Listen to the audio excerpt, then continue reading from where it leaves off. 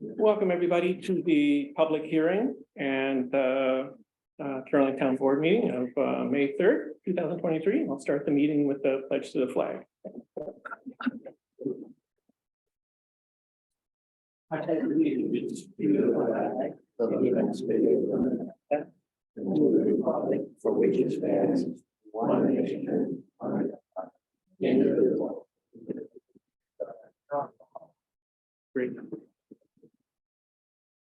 All right, I will now open the public hearing on the land use moratorium local law. That's a local law to extend the land use moratorium for an additional 9 months to enable the town board to continue the work on the zoning law. This is the intent and purpose of land use moratoria. I will note that the land use moratorium that we've crafted is fairly a light hand. It only applies to projects that would be subject to subdivision or site plan review. And you can, there's a number of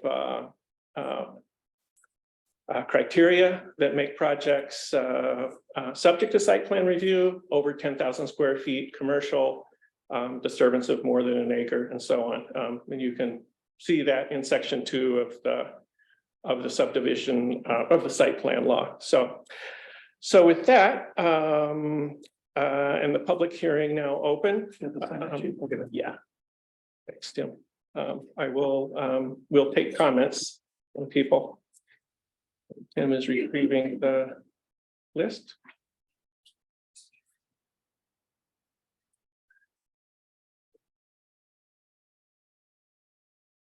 Thank you. Kim Wetzel. And you should let people know on Zoom that they should raise their hands. And if anyone You prefer I speak from here or speak from the podium? that'd be fine if you just want to speak from where you are, speak to us, that'd be great. Okay.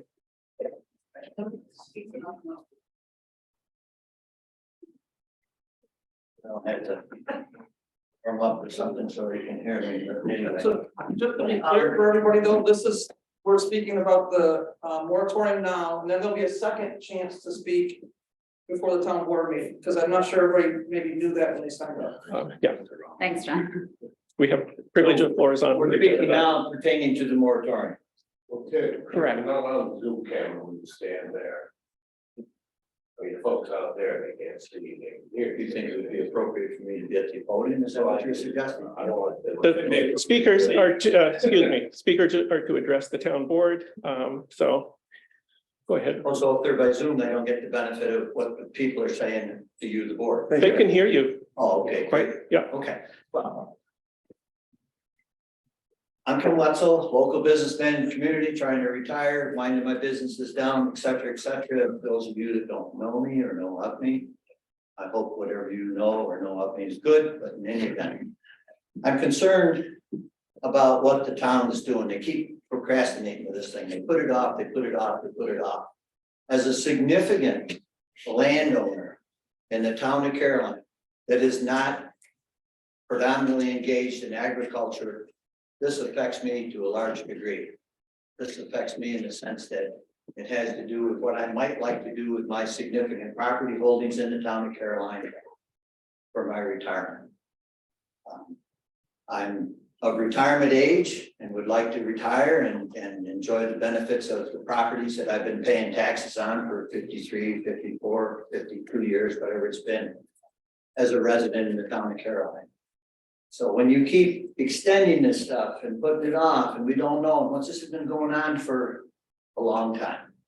So I would encourage the town board to move things along and listen to some of the people that have come, whether it's been a big arrangement or a small meeting. Okay, listen to what they have to say, because I think that you kind of got in your head what you want to do, and you're leaving many of us that perhaps are reluctant to come to a town meeting like this and stand up and be heard and give their opinions I think you're just kind of shoving this thing along. And this extension is one more thing, well, geez, you know, we thought we'd get it done, but we haven't got it done, so it's just gonna go on and on. Meanwhile, there's people in the town that might like to do something. And they don't quite know where their something fits into what you have in mind. Because you keep procrastinating, you keep putting this thing off. So I would encourage the town board to, you know, let's fish or cut bait. Thank you. Thank you, Mr. Wetzel. John Fraser. Oh, it's been a bit. Good to see everyone and appreciate the great turnout tonight. Did we skip? Is it not my turn? Is RC next? I just say, your name is crossed off, is that right? Okay, I don't want to jump line on anybody. We're good? Yeah, Okay. I am, I guess, by some definitions, an insignificant landholder in the town, but nevertheless, I'm a landholder as well. I think the moratorium, while probably not desirable to many folks, is still necessary. We set off on a course to explore something.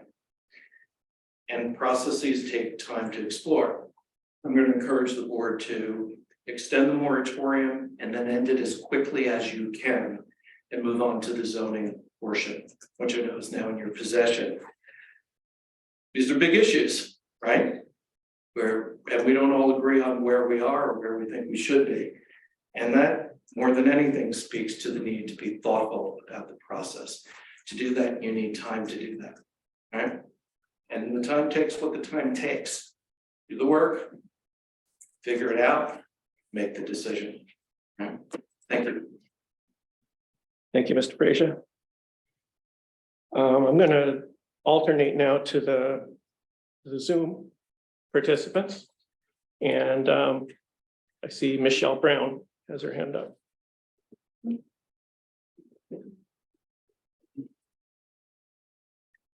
Oh, and can you unmute her? Okay. Okay, I tried to start my video, but that wouldn't work, but that's okay. My name is Michelle Brown, and I served on the Zoning Commission for the past 2 years. I urged the town board to extend the moratorium so that you can properly evaluate the proposed draft law. As a reminder, the board voted unanimously to establish the Zoning Commission and start this process. If you don't see this process through properly, you will waste the time and efforts of dedicated volunteers and the money invested with the planner. So please extend this moratorium. I understand you are under a lot of pressure, but it's important to see this process through completely. Thank you. Thank you, Ms. Brown. Next is Bruce Murray. You can cancel. Go ahead.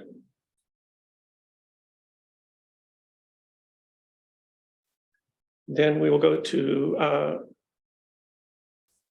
Renee Haroff. Is that right? Oh, okay. Farrell. Oh, sorry. Sorry, Renee. I'm gonna take my mask off so I can. Sorry about that, I've got a cold, so I'm gonna just read a few comments. I'd like to speak in strong support of the local law to extend the land use and development moratorium imposed by local law 3 until the date upon which the town of Caroline adopts its initial zoning law or opts out instead a comprehensive regulatory update for subdivision and plan law.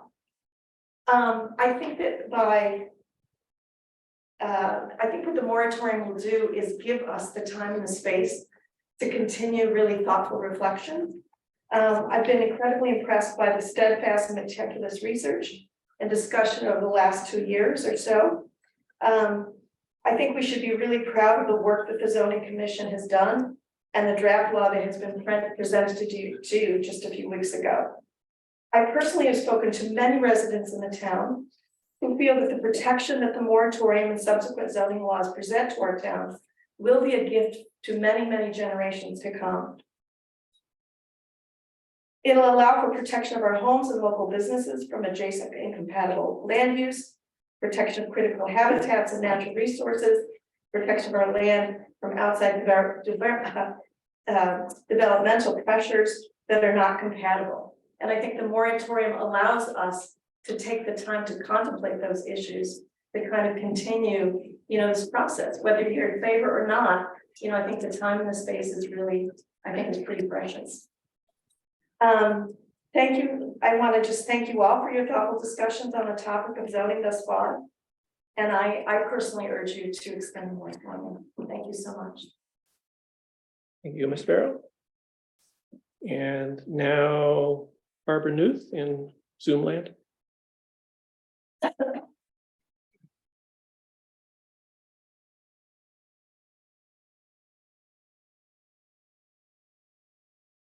She muted. Hi, yes, I was hoping I could put my video on, but I guess I can't. I'm Barbara Newth. I served on, currently serve actually on the planning board and served on the task force on land use and economic development. And I served on the zoning commission. I'm speaking strongly in favor of continuing the moratorium as proposed. The processes thus far related to land use and economic development, comprehensive planning, and the zoning commission have been very deliberative. The zoning commission in particular really took time to solicit and listen to comments and suggestions from Caroline Town residents, and took the time to respond to those comments and to consider revisions and improvements to the draft zoning law in a very deliberative, thoughtful schedule. Not on a schedule constrained by political timeframes. If the town board opts to not extend the moratorium, that would send a signal to future volunteers to let political timing drive decision-making processes rather than encouraging volunteer committees to be deliberative, thoughtful, reflective, and to take the time to actively seek out, consider, and respond to public comments. The zoning commission did not have to include privilege of the floor at the beginning of every meeting, but it devoted the time to that because it sought comments from the public. The zoning commission did not have to hold multiple public hearings, but it did. It took the time to do that. I urge you as the board to continue the important, deliberative, thoughtful work and to continue the moratorium. And by continuing the moratorium, allow that deliberation to occur, allow thoughtful public comments to occur, and allow the town board to consider those comments. Thank you. Great. Thank you, Ms. Newt.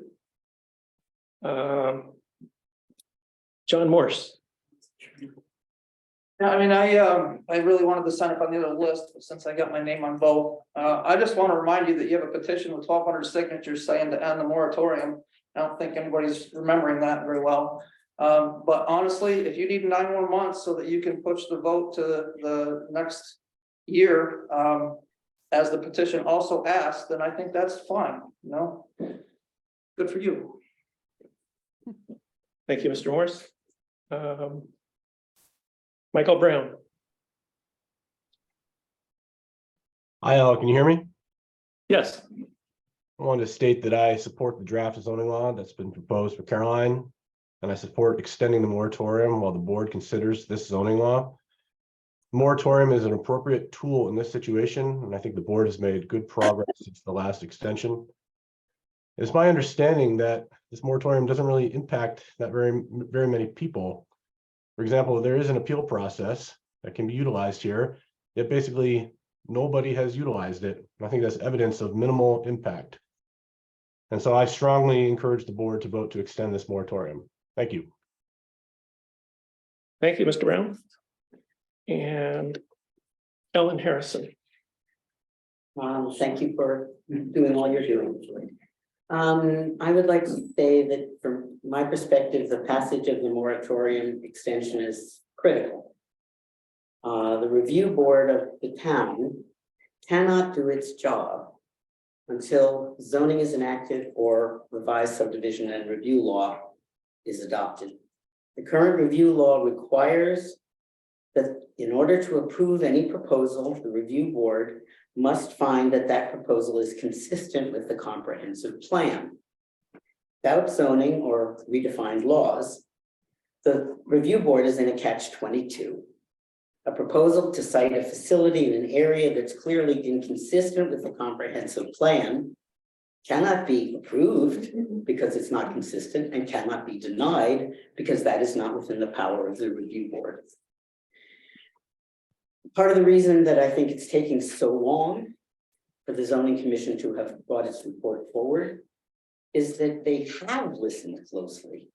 As Barbara Newth mentioned, they've listened to comments and they've worked really hard to incorporate and revise the proposed zoning law to reflect the comments received. The document as it reads now is far different than the document originally put together. They've done a heck of a job. In anticipation of the enactment of zoning, there would likely be a flood of applications as soon as the current moratorium ends, in order to avoid what might happen if zoning is enacted. Handling that flood under the current laws would frankly be a disaster. What we would see is not what we want in this town. Thank you for your time. Thank you, Ms. Harrison. And Chad Novelli. Hi, Chad Novelli. I'm here tonight to support extending the land use moratorium until we can make a careful decision about zoning. I would say I was on the planning board that collected the data for the most recent comprehensive plan. And we worked with the Cornell Survey Research Institute to send surveys, very carefully designed surveys, to every single mailing address in the town, which was 3,400 households. The survey people said that if we got a 6 or 7% return, that would be a good, reliable reflection of the public will. We received almost 4 times that much response, 4 times what Cornell said would be a reliable return. So it's an enormous amount of public involvement. The new comprehensive plan captures almost verbatim the order and the predominance of the comments that we got, and they all had to do with things such as healthy drinking water, healthy natural environment, open spaces, rural character, a considerate community. These are things that in the long run may very well require zoning to protect for generations to come, considering the rapidity with which things are changing, such as we're seeing in downtown Ithaca. We learned with fracking that we can't always predict or protect ourselves from significant detrimental change. So I think that letting the moratorium lapse doesn't make any sense. Considering the work that's already gone into it, good work, thorough work. I know how long it takes to develop laws that try to listen to everybody and do the best it can. And I think it would be a great disservice to many people, many people in the town to let it lapse. So I support maintaining it. Thank you. Thank you. Thank you, Mr. Novelli. Yeah. Are there any other persons wishing to speak to the public hearing? The first hand up was Mr. White and then Holly McGee.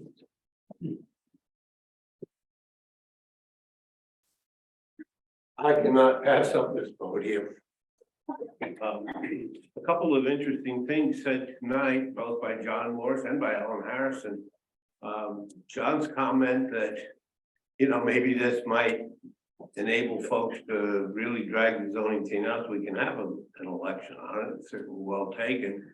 And Ellen's point about what the review boards currently can and cannot do is also interesting. And before I heard him speak, I actually wanted to address that somewhat. What I see is a possible contradiction in what you said, Mark, when you opened the hearing. It's that at least this version of moratorium will only be addressing those kinds of projects which would be subject to review.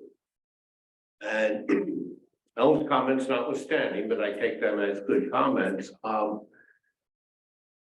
Those things would be to some extent or other subject to review by your own statement, and the moratorium does not extend to things which would not be otherwise subject to review.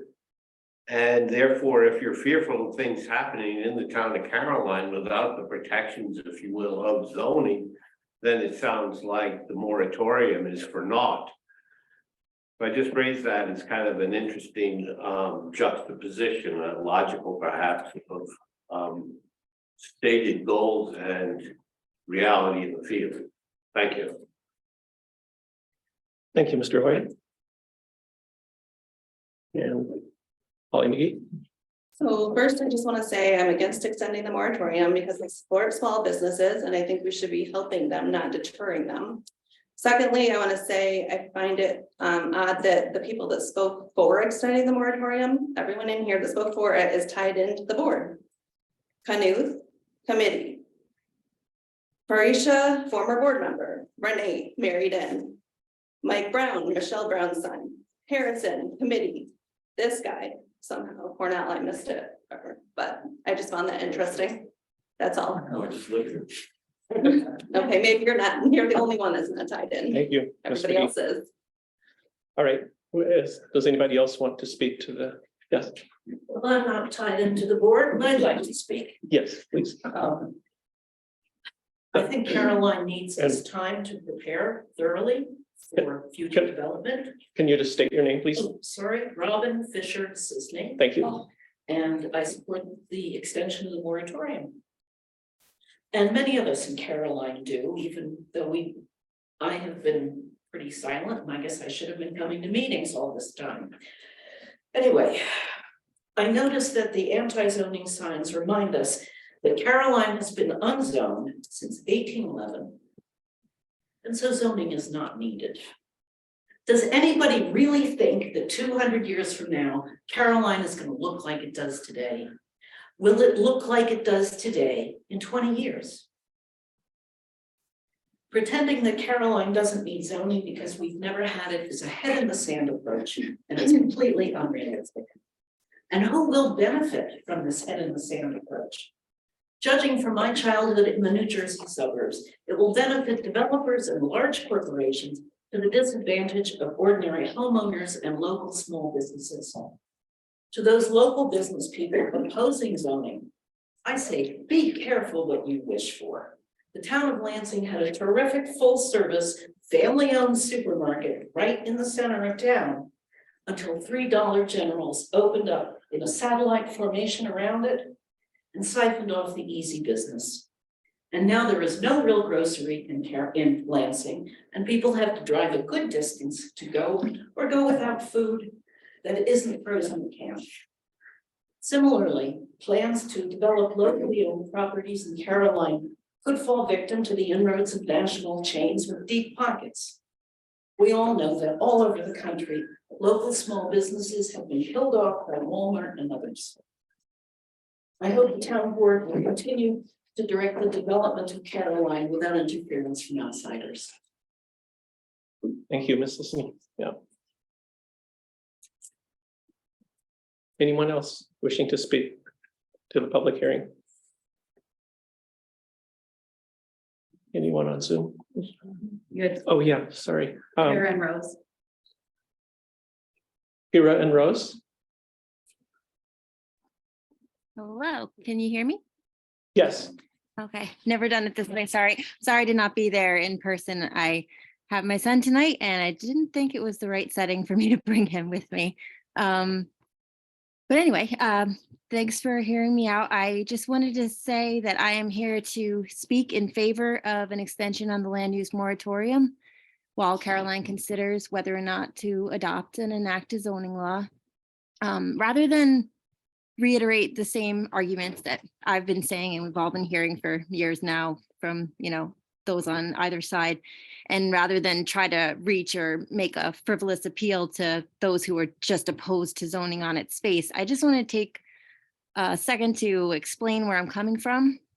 I do support responsible zoning in Caroline, not for most of the reasons I've seen perpetuated in comment sections and stuff and groups in Facebook, but because I learned at a very young age, growing up in New Jersey, the permanent damage that can result from a lack of zoning in my little town that started out with cows and lakes and ended up having a huge factory in the middle. I've seen firsthand what can happen to a community, to a home, to the environment when there are not enough regulations in place. And that's all. My family has no affiliation with Cornell. I am not tied into the board whatsoever. We're not part of some grand scheme. We didn't move here on some mission to enact zoning. We just moved to Caroline over 10 years ago because it seemed like a lovely, perfect place to start our life together. It seemed like the kind of community that would welcome us, that would help us give our son the childhood he deserves. And while we don't have roots in this town that many others do, we have loved living here and we're excited to raise our son here. And, you know, frankly, it's just been really disheartening to learn that our voices don't matter as much to some people simply because we don't automatically oppose zoning and because we don't feel threatened by the idea of maybe one day jumping through an extra hoop or two when we need a permit. And I guess, sorry, that's my dog. I guess what I find to be hard about all of this is that in the beginning, I knew there'd be pushback. Change is hard. I empathize with those in the community who felt like they were being steamrolled. But when people approach a situation already resolved to oppose it, there's just no room for reasonable debate.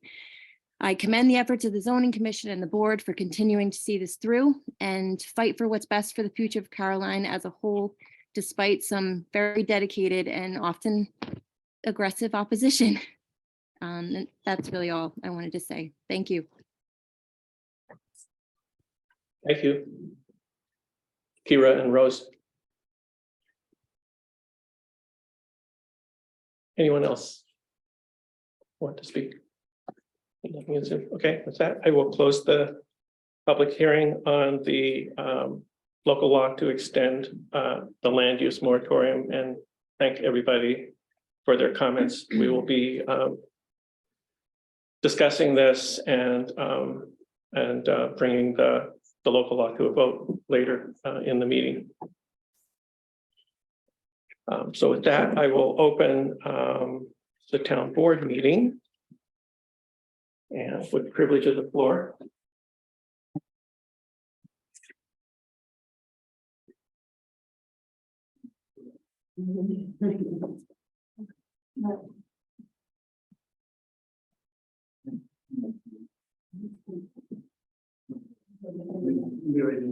Good night. Thanks. Good night, Chad. Thanks.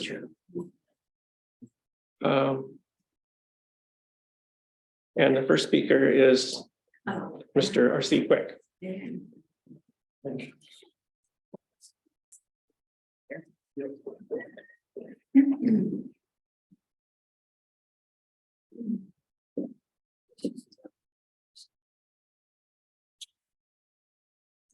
Good evening.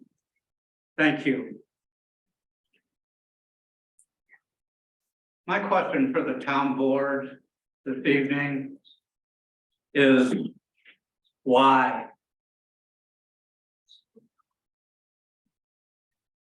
Why?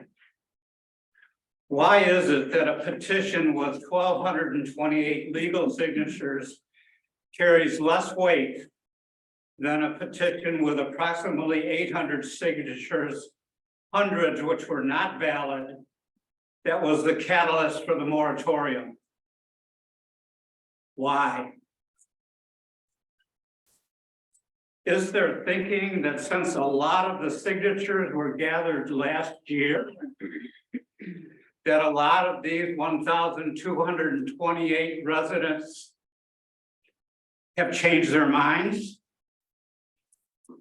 Since they now understand this dire need for zoning in our town?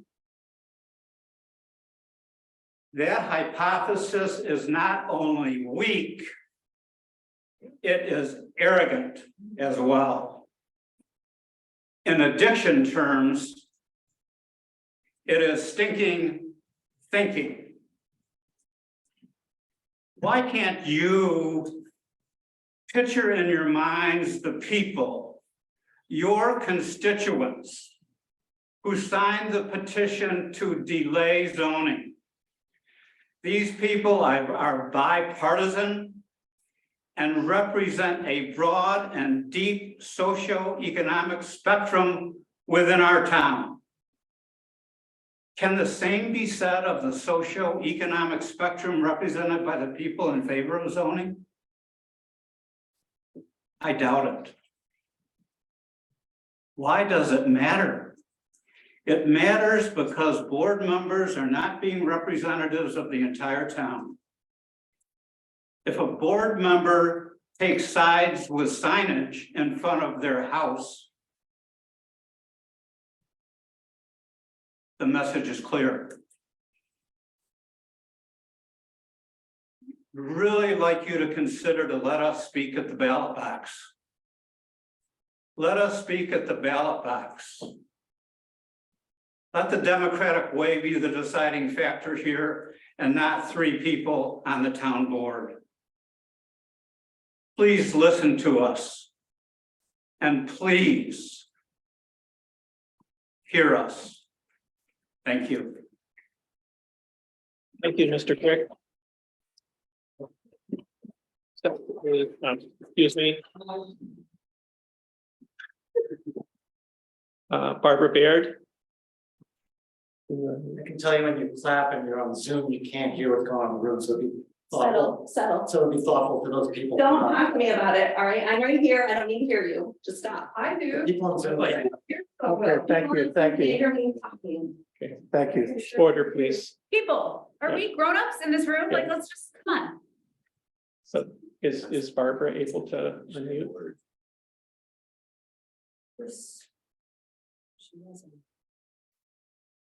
Unmute. Okay, can you hear me now? Yes, we can hear you. Thank you. Okay, thank you. I've gone to several meetings and this is the first time I've spoken up, and I am going to speak about a little bit about zoning. Say a little bit about myself. I'm Barbara Baird Holoka. I'm registered as an independent voter in the Tompkins County in the town of Caroline. My husband David and I have lived on Beesmer Road for more than 40 years. I spend a lot of time walking my dog, riding my bike, and driving around Caroline. My husband and I love this place and we feel part of it, and we have for a long time. I paid a lot of attention to the zoning debate and arguments both for and against.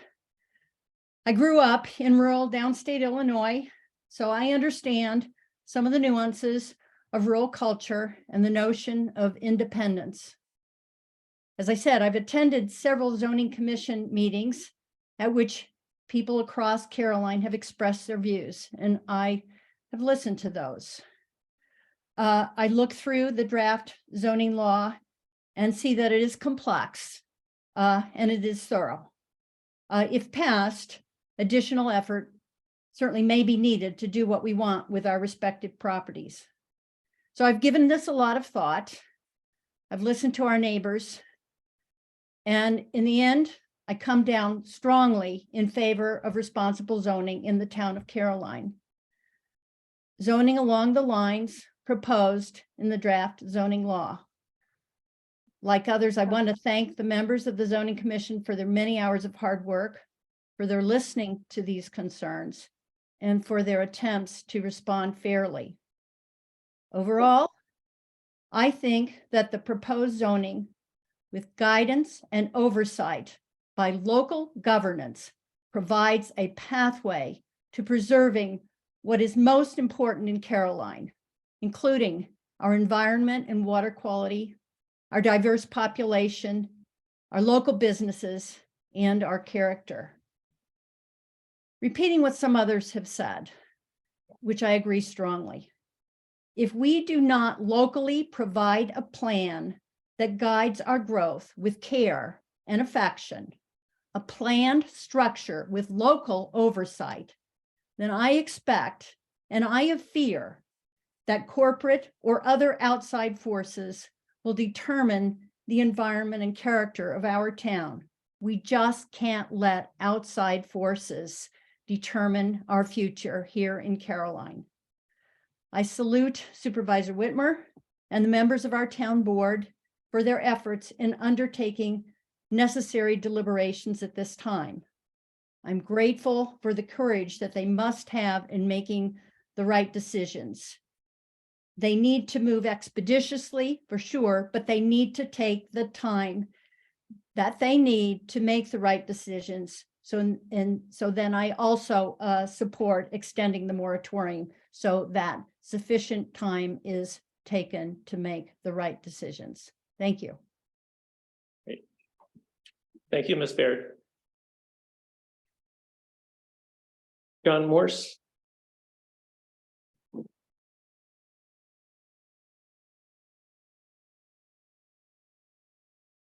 Hi, folks, John Morse. Last meeting I was here, I used my time to recap the craziness of the previous town board meeting.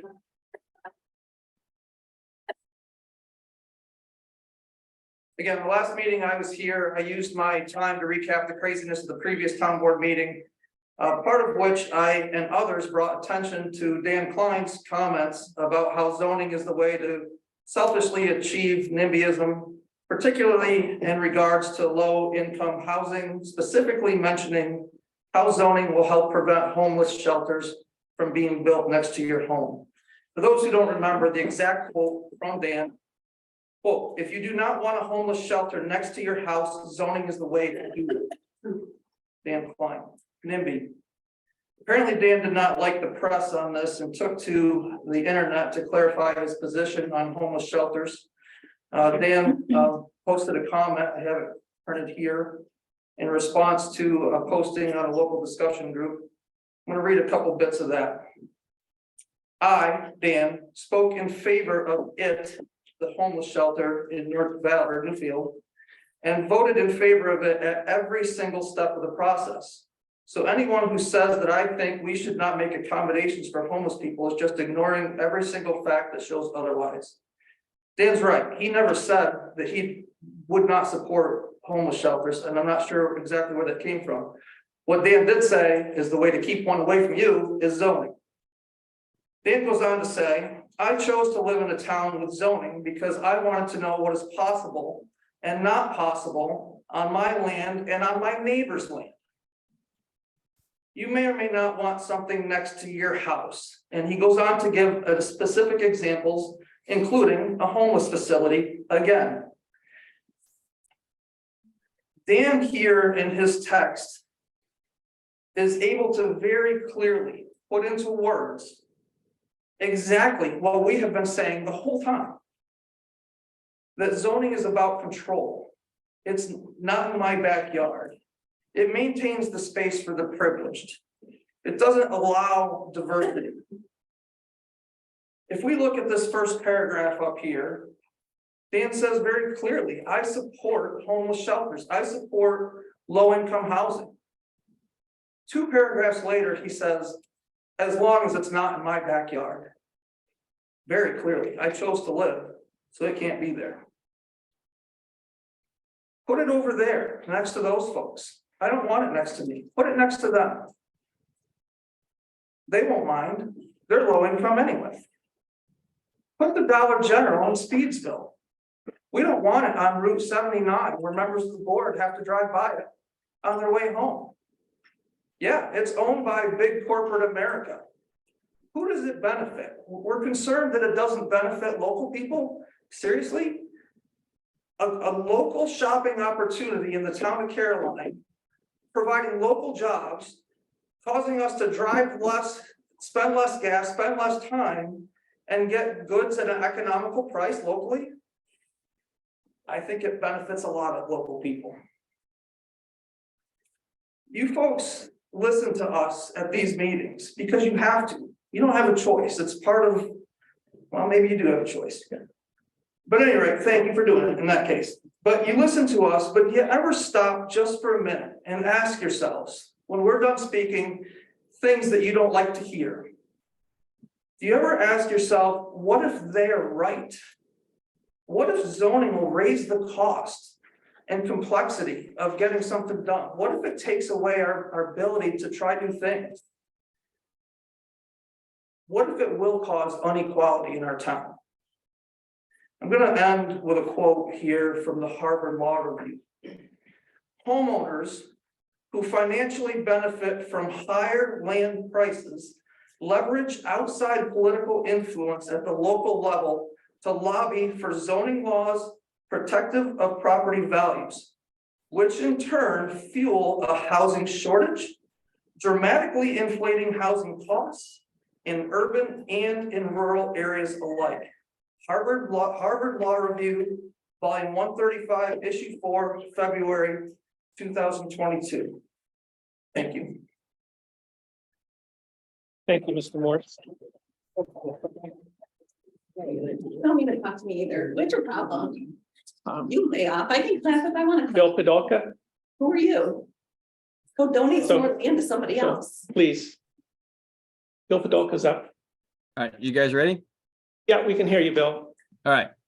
All right, well, so to say the least, there's a lot of misinformation flying around about what is and is not in the draft zoning law, and I think the previous speaker was a good example of that, and I challenge him to find in the draft zoning law what does not allow a homeless shelter or what disadvantages one type of housing over another. All housing types are allowed, but I digress because I'm actually not here tonight to discuss any of the misperceptions about the zoning law. I'm actually here to discuss what I think is a misstatement about property rights in this country. I'm sure all of you on the town board have heard someone say that you can't tell me what I can or can't do on my land. Now, that statement is wrong in that it actually does not begin to match the reality of how things are, but it's also wrong-headed in that it is not an ideal that we should aspire to.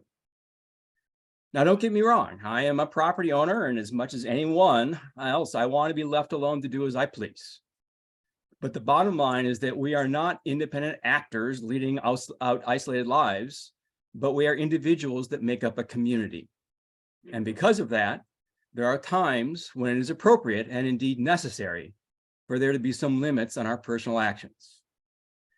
If you want to build a house or a garage, you just can't build it any old way. You have to get a building permit, and the building has to be built to various standards. Why? Well, I'm sure there are various reasons, but an important one to me is that after a house is built, it's kind of hard to see how it was built. Now, the person doing the building might be willing to assume the risk of living in that structure that was built any old way, but it's not okay to transfer that risk on to the next owner who would not be able to evaluate the risk. So it is appropriate to have rules to protect others from our actions. So I think the correct statement is, I can do what I want on my property as long as it does not negatively impact other people or properties. And I don't think that's a very controversial statement. I mean, I think a lot of folks on both sides of the zoning discussion can support that. And in the context of a zoning law, what that looks like, and it certainly was for us on the zoning commission, is there enough public benefit or good by this regulation that it justifies an infringement on personal property rights? That's the metric. That's the debate we should be having. Now, the riparian protections in the Water Resources and Flooding Overlay District are an example of this kind of thing. What one does to a stream on one's own property does not stay there, but flows downstream and therefore can affect many other properties. There is very strong scientific evidence that riparian buffers, on the order of the size recommended in the draft zoning law, are important to stream health. The large public benefit in improved water quality, reduced erosion, reduced flooding, not to mention benefits to wildlife, justifies some limits being placed on what I can do on my land. In addition, while we each may feel we have the right to do as we want, our neighbors have the exact same right. And there are times when desires of different property owners conflict. And remember, indeed, one of those property owners might be a corporate entity. As towns grow up and become more varied in the kinds of land uses and more diverse in the kinds and the desires of the residents, we need a public process for establishing guidelines that will mediate those kind of conflicts. And one important way of establishing those is zoning. And so I strongly support the responsible zoning law that's in front of you. Thank you. Thank you, Mr. Poldoka. Ellen Harrison. Thank you. I want to speak specifically to the water resources overlay question. All of us rely on clean water for drinking, for supporting wildlife, for fishing. Protecting our streams and wetlands by maintaining vegetation along undisturbed banks and edges is a critical component of such protection. It is folly to think that waterways can function if these riparian zones are eliminated or significantly disturbed. Zoning is based on the need to protect the public health, safety, welfare, public good. The water resources overlay is, to me, indisputably necessary to achieve the protection of the public's need for clean water. Without it, I see the degradation of water, and that is so essential to all of us. I had a slight question, somewhat concern, when I was reading over the proposed overlay. And it says that there's an exception if more than 75% of a parcel is in that overlay district, then 25%, then you can have 25, up to 25% of the land in that overlay can be developed in some ways. I understand that the question of hardship is important. And I think the idea of potentially a waiver application in some way, if you are in such a situation, makes sense. What I wonder, being a little bit either cynical or realistic, depending on how you view it, suppose somebody has land and they subdivide and take all of their water area portion of it, portion that would be within the overlay district, and subdivide that off, which I believe they can do. If you just take one subdivision, I don't think that requires anybody to review it. Then couldn't they make themselves into a situation in which they have taken what should have been a protected buffer, but gotten themselves into this exemption situation? Am I making sense? So For a lot line, you're saying an exempt lot line division. Right. Yeah. So I think there's a potential there that maybe something should be dealt with in that way. I'm not sure exactly what. Thank you. Thank you, Ms. Harris. I just have Judith.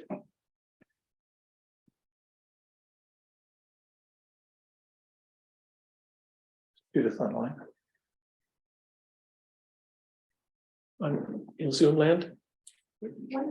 Okay.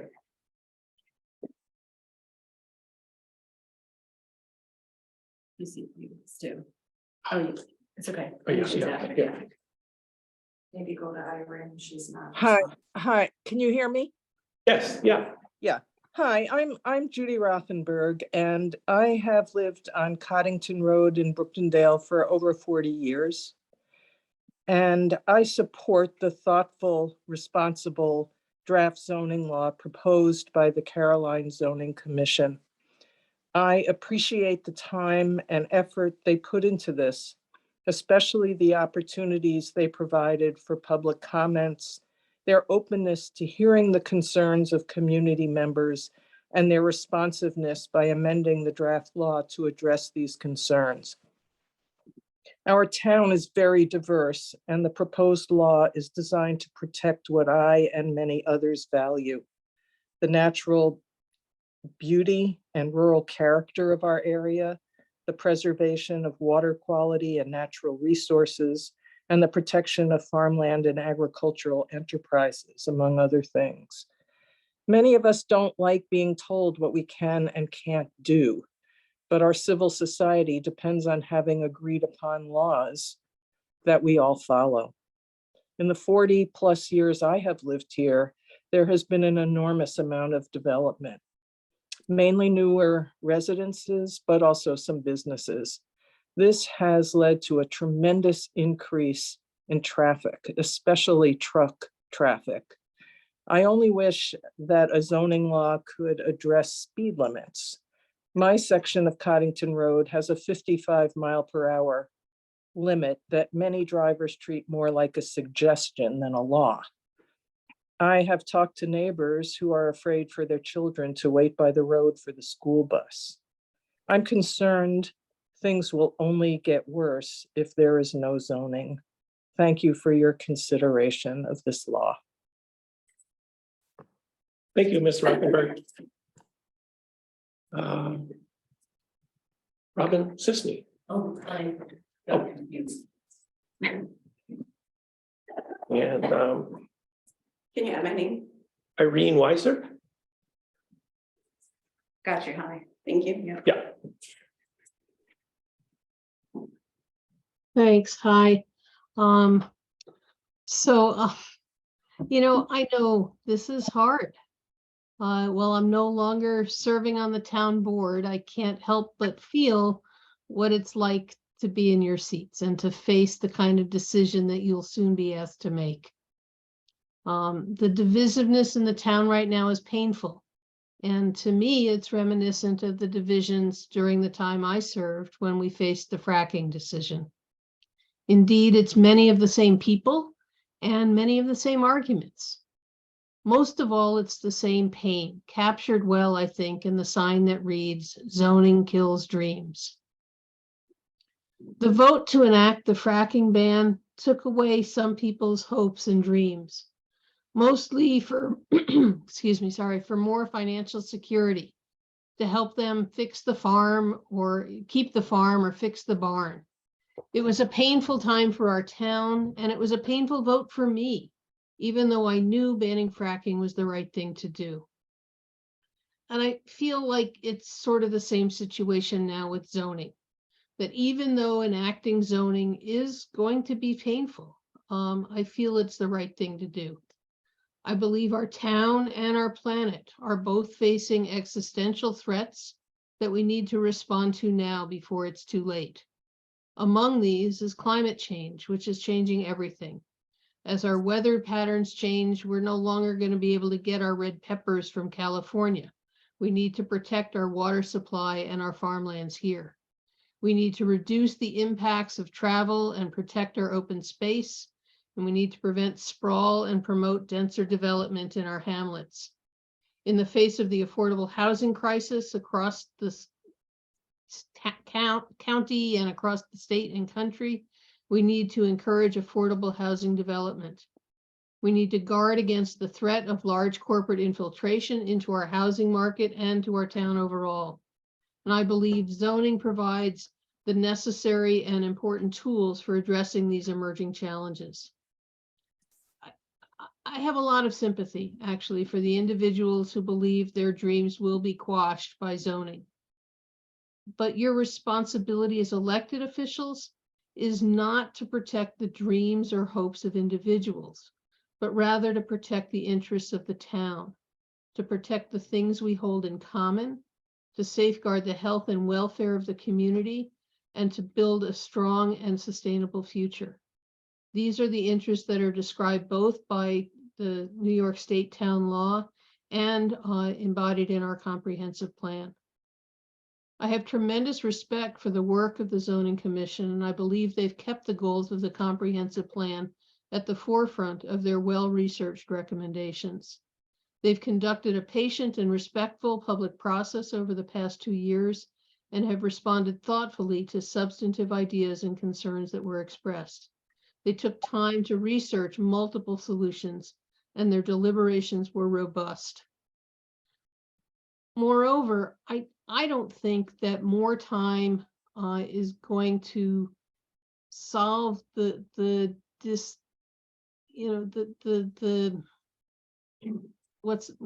sorry, I'm losing my word here. It's not going to solve the divisions that we have right now.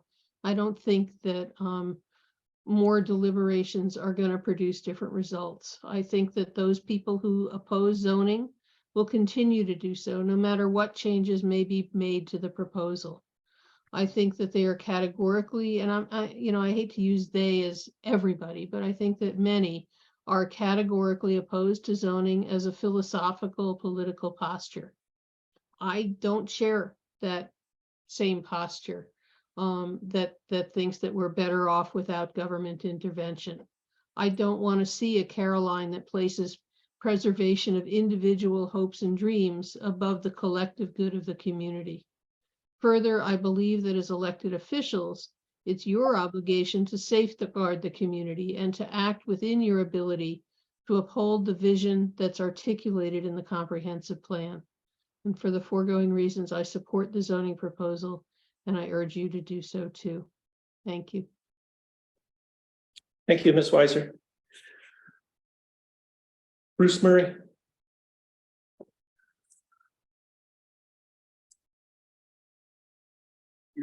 I was on the planning board with Chad. We developed a survey that made the comprehensive plan what it is.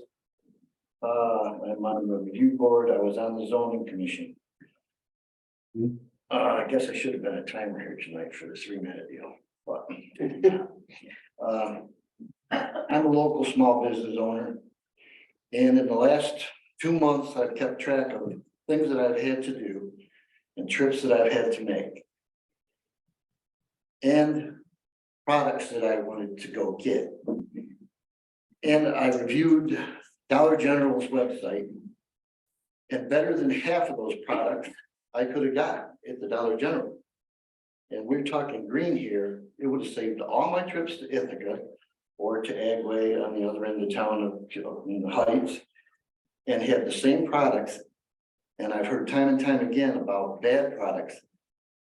These are brand name products, the same brand name products that I purchased elsewhere. Even over the counter brand name drugs. So, and we used a petition that was absolutely no good, bogus. I proved that to develop this moratorium. Okay, I'll go on to the watershed overlay. With the new FEMA maps and the floodplain maps that we already have in progress, it's been here, we have had no problems. I'm not real sure we need the watershed overlay, but we need to look it over and look at it real good.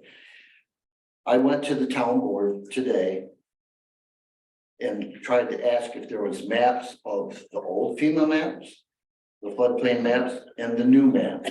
Because you could get online and you could see a section, but you couldn't see a whole map of the town of Caroline. So Mark said, go to the town of Caroline website. I did. And it says right on it about the FEMA flood risk, open house and all that. And I found it really upsetting that at that open house, they actually had people there that were offering insurance, floodplain insurance. I would think that, and if that insurance isn't cheaper than what you can get from your own insurance person, then there's really a problem. That needs to be looked at. Anyway, it said on the website that FEMA flood risk open house, preliminary FEMA flood maps can be viewed here. I clicked on the can be viewed here. They cannot be viewed there. There's PDFs with millions of numbers. Does not tell you what number is town of Caroline, what corresponds with it. I mean, I know I'm not the greatest on a computer, but I can read. The next exact sentence says that FEMA flood maps can be viewed here. They couldn't be, it didn't work. The next sentence says, paper copies are available for review at the town office. They are not. They should be. Somebody shouldn't have to go on and look at that and not be able to decipher what the hell it is. They should be able to go look at a map, plain and simple. This is the map. This is the old FEMA map. This is the new FEMA map. This is the new map with the overlay over both. So we can see what it affects and what it doesn't affect. And how many new residents are going to be affected by this. You've heard time and time again tonight from zoning commission members and other people, how the zoning commission worked so damn hard and diligently and went over this. We did exactly what we had to do, going over everything and trying to rehash it, changed a lot of things. I was at the meeting last month of the town board and they were hashing over all kinds of stuff without starting. If you're going to do it and do it what the zoning commission done, you shouldn't be starting with the overlay. You should be starting on page 1 and going over the report and go with a fine-tooth comb so that you all are on the same page and you all understand what's going on. And you then will be coming back with more changes and better. It just, I cannot believe that you did not start on page 1. First off, if you don't all agree on the definitions or other sections of that report, how can you go anywhere? I believe you need to start on page 1 and go over the whole thing and discuss it and come up with what you should come up with. Thank you. Thank you, Mr. Murray. Any other speakers? There's one. Holly was, what was that? I gave you one. Oh, you gave me. But Holly first. Oh, okay. Cyrus next? Yeah. Okay. Cyrus, regard? Well, Holly, Or- there was Holly first and then. Holly's Sarah. next. Okay, sorry. Holly McGee? Okay, so over on Route 79 and Landon Road, where you blocked the Dollar General, who are now partnered with the nonprofit Feeding America, you blocked it because you don't want poor people near you. You did this to protect your property values, but you put water overlays over the rest of us, decreasing our property values. How does that even seem any kind of fair? It's really easy to side with a water overlay when it's not affecting your land. Who will want to buy a property half covered by a water overlay, such as those along Route 79 by the fire station? The answer is no one. To me, with zoning, it looks like you're only trying to help the elite who live up on the hill. It's unfair to the rest of us, and it discriminates against the poor as well as the middle class. The end. Thank you, Mr. McGee. Now Cyrus, regard? Cyrus? Can you hear me? Yes. Okay, so I'll keep this real short. I support zoning, and I really want to thank the Zoning Commission for the enormous amount of work they put in, and the fact that they listened to all the legitimate objections to zoning and tried to tweak the plan to take into account people's concerns. I'd also like to thank the town board for considering zoning, and I hope you do pass it. In my view, zoning is really there to protect all of us.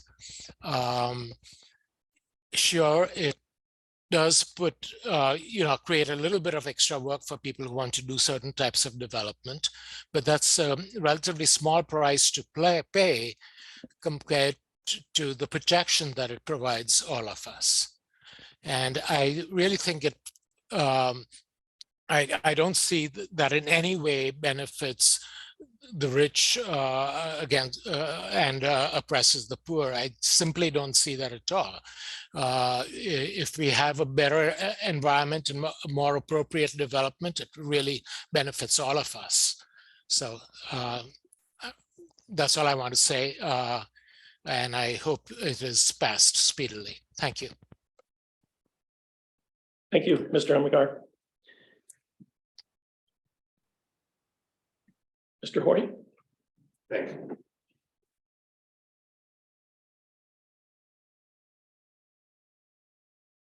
I'm actually glad to see a lot of pro voters out here tonight. You know, I wish that you all had showed up months ago. I think we maybe could have had a little more of a productive conversation. Some of what the remarks from the pro zoners sounded a bit scripted, but be that as it may. I 100% firmly believe that you all should not make a decision until a new board is seated. That new board may consist of the same people that are on it now, or it may not. But to not give the voters an opportunity to speak to what is perhaps the single biggest game changer in the town of Caroline to date is it's abhorrent. I had some other remarks I wanted to make, but I was very dramatically tearing those up because I thought it's something better to talk about briefly. And that is, you all are considering this 130 some page draft that was submitted to you by the zoning commission. That is not necessarily what you have to do. When in one of the very first meetings, I think it was the one that was hosted, it was an info session hosted by the zoning commission in, I believe, January of 2021. Where they took questions on cards, they answered some of them, and then there were discussion groups that broke out afterwards. And I remember asking Bruce, well, how far along are you guys? You know, what do you got so far? What are you working from? And Bruce says, we have about 2 pages of ideas that we as a commission want to address, want to talk about. Now, I don't like zoning, but that doesn't seem like an unreasonable approach to take. Start with what you want and build it up from there. Then the board appoints a consultant, hires a consultant, and she presents 130 some pages of what appears to be boilerplate. And then that's what the commission started working on. And so no, it was no longer an additive process, add what we want. Let's debate positive things that people in the community bring up. It's more a matter of taking out things that she put in or modifying or leaving them alone. And after all kinds of revision, and I attended damn near every zoning commission meeting, so I will testify that they did go over every page in that document, some of them many, many times. They still ended up with the same number of pages. I don't really know, I can't keep it in my head whether I would have liked the early one better or the more recent one better. Probably ought to balance the more recent one. But yet, for you all, you board members, to be starting with that, it's certainly within your discretion to do so. It's also within your discretion to say, we don't want to do zoning, to hell with it, let's take it, well, good, we're done. You can do it, and you can do anything in between. And perhaps an alternative might be, I know that it would look like a lot of wasted effort on the part of many people over a 2-year period. And gee, what did we spend the $65,000 or $70,000 on a consultant for? In a sense, you're kind of boxed in, you know, you're kind of stuck with this same thing. But would it be worth it to go back and look at from the point of view of what do we really want? Let's start adding together what we want, not working off of some consultant's model of what a zoning law should look like. And back to the election thing.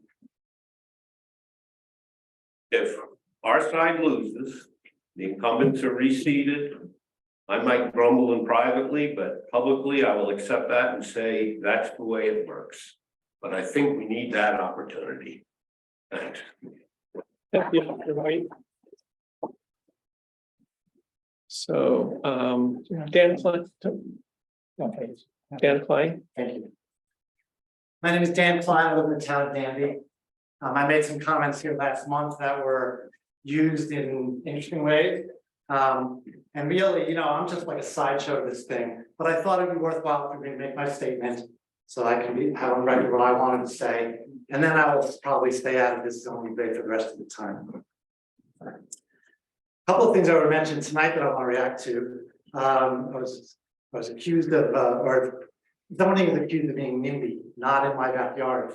I was thinking about that. I actually think it's exactly the opposite. I'm pro zoning because I do want the government to tell me what can happen in my backyard. I really do. And my neighbor's backyard and everyone's backyard. That's what zoning means to me. It's not elitist, it's inclusive. And another thing about the elitist, rich people, a couple of people said that. I've never made more than $34,000 a year in my life. So I don't consider myself a rich person. I'm not sure why that would enter into this discussion that zoning people are rich and other people are not. It really is irrelevant in my opinion. So I'm going to read some remarks. Some of them have already been quoted to you. I will send it to the clerk tomorrow and ask that they be included in the minutes. I spoke at the April 5th Caroline Town Board meeting about zoning.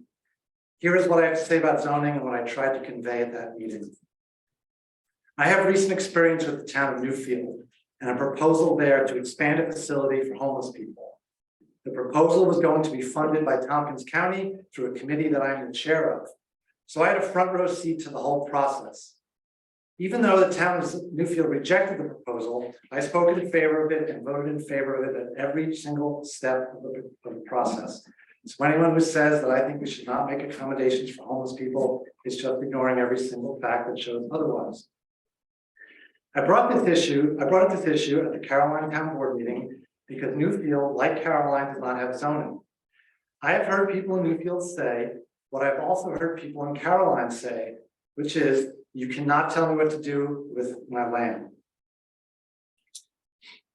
When the proposal to expand the homeless facility in Newfield came up, suddenly a number of people who felt that way there changed their minds how they felt about zoning.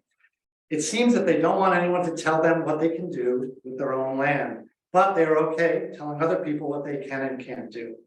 That is not fair. And zoning is the way to make it fair. For many of us, our homes and property are the single biggest investments we will make in our lifetimes. I chose to live in a town with zoning because I wanted to know what is possible and not possible on my land and on my neighbor's land. There are all kinds of things that could affect quality of life and the value of one's property. You may or may not want something next to your house that would impact your investment. Marijuana dispensary, a bar, a gravel mining pit, commercial dog kennel, a homeless facility, etc. And I don't care if you're for or against any of those things, but I want to know whether these things are possible or not in my neighborhood before I make the biggest investment of my life by buying a house. And that's why I'm in favor of zoning. With zoning, everyone knows the rules in advance, and that's what makes it fair. Thank you. Thanks. Thank you, Dan. Thanks for your brave clarification. I appreciate it. Did I see another hand? Oh, yeah. Bill, after Tanya. Oh, okay. So I attended the FEMA open house last Wednesday night, and it wasn't quite as enlightening as I was hoping it would be, but it was very interesting for me to be able to produce the actual zoning maps in physical form, or the flood zone maps. One of the aspirations I'd had for this evening actually was to try to print some of those out with our water resource overlay from the zoning proposal for comparison. I was unable to do so because it's been a really busy week. I did notice differences. There are definite, very obvious areas that are in the water resource overlay that do not fall on those flood zones. So I urge you to very carefully consider the extensive reach of the water resource overlay in the zoning proposal, and maybe consider having it correlate with those FEMA maps, because you could be unduly affecting people. And one of the interesting things that I learned was that how they develop their maps. I forgot the name of it, but they use an electronic mapping system that evaluates topography. They have a lot of different systems that, unless you implemented or utilize those in the proposed overlays, aren't going to be as accurate.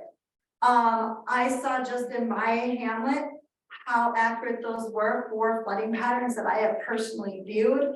And on the FEMA maps, my property does not fall into the flood zone, but 2 houses down where I've seen my neighbors canoeing in their yard, they are in the flood zone. So there's a lot of inaccuracies in the water resource overlays. So I think you need to evaluate the intention of that, the impact it can have on property owners, and the accuracy of it. I guess that's primarily what I wanted to say. Great. Thank you. It's like an easy clarification. Yeah, I would like to clarify Go this. ahead. So, yeah, it is. So, I'm sure we're gonna say the same thing, but. okay, so a couple of things. So, and I wanted to reply after Mr. Murray's comments as well. So I'm glad you brought that up. I also attended the one of the sessions, and I thought it was fantastic. They had stations set up with computers for everybody. So it's true that if you go to the FEMA maps that were posted, they're PDFs, and they're mind-boggling. There's a million of them, and it's hard to find where you want to go. But the county, I linked at the bottom of the FEMA notice on the website. You can go to the county, and they have a mapping tool there that's fantastic, and that's what they were using at the FEMA session. So you just go into that tool and you put your street address in there, and it goes right up. And then there are mapping functions over there, and you can select. Can't remember the name of it. It's like the what's the name of the tax? CoreLogic. CoreLogic gives the existing flood maps, and I think this answers part of your question. So that shows the existing flood, which are currently in place, which come from 1986, 1985. And then you click on another one, which is the preliminary flood map. It shows the 100-year floodplain and the 500-year floodplain. And you can see it very clearly, the difference. That wasn't my question though.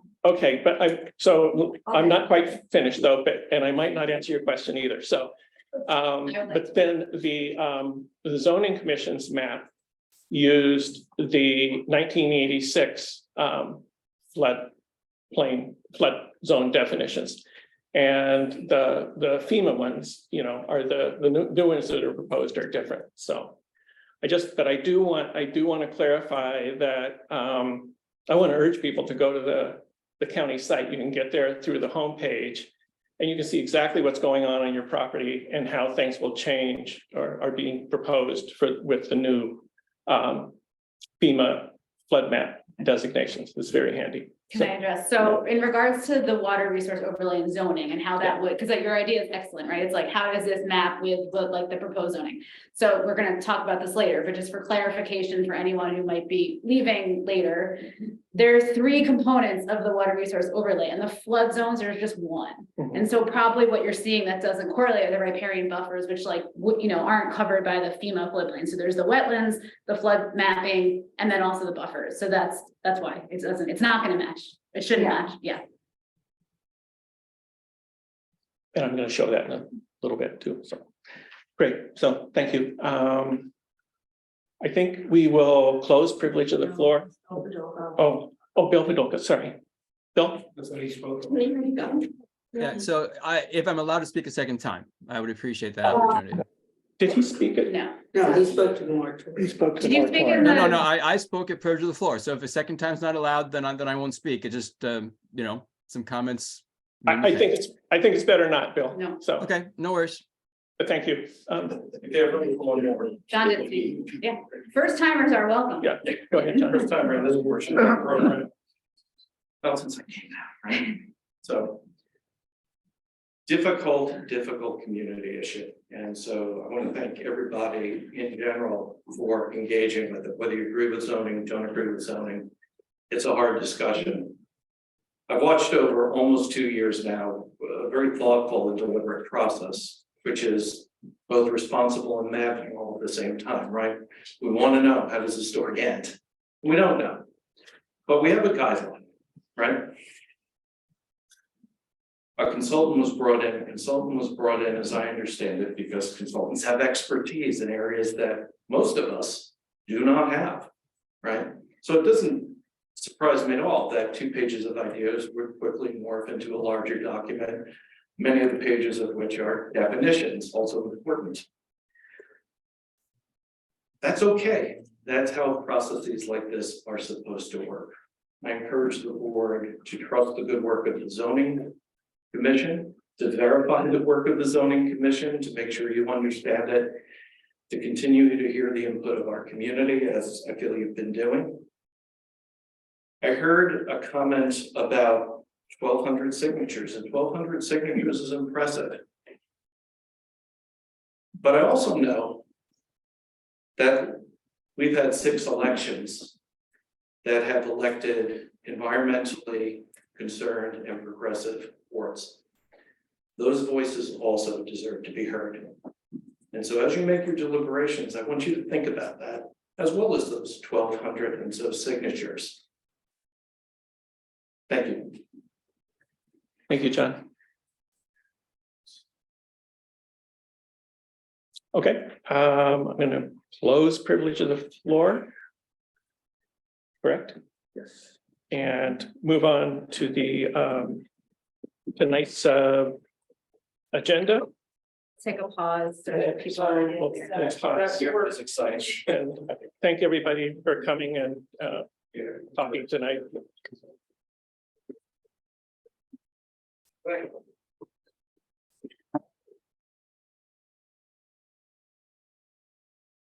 Hello,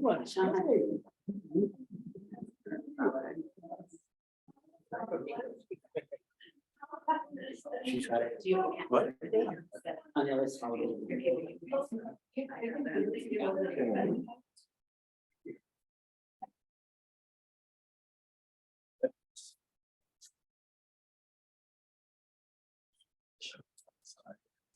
Yeah.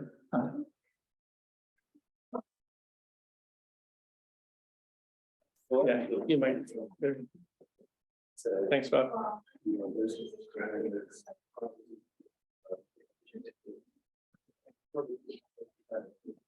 Have a meeting. All right, we'll move on to the highway superintendent's report. Bob?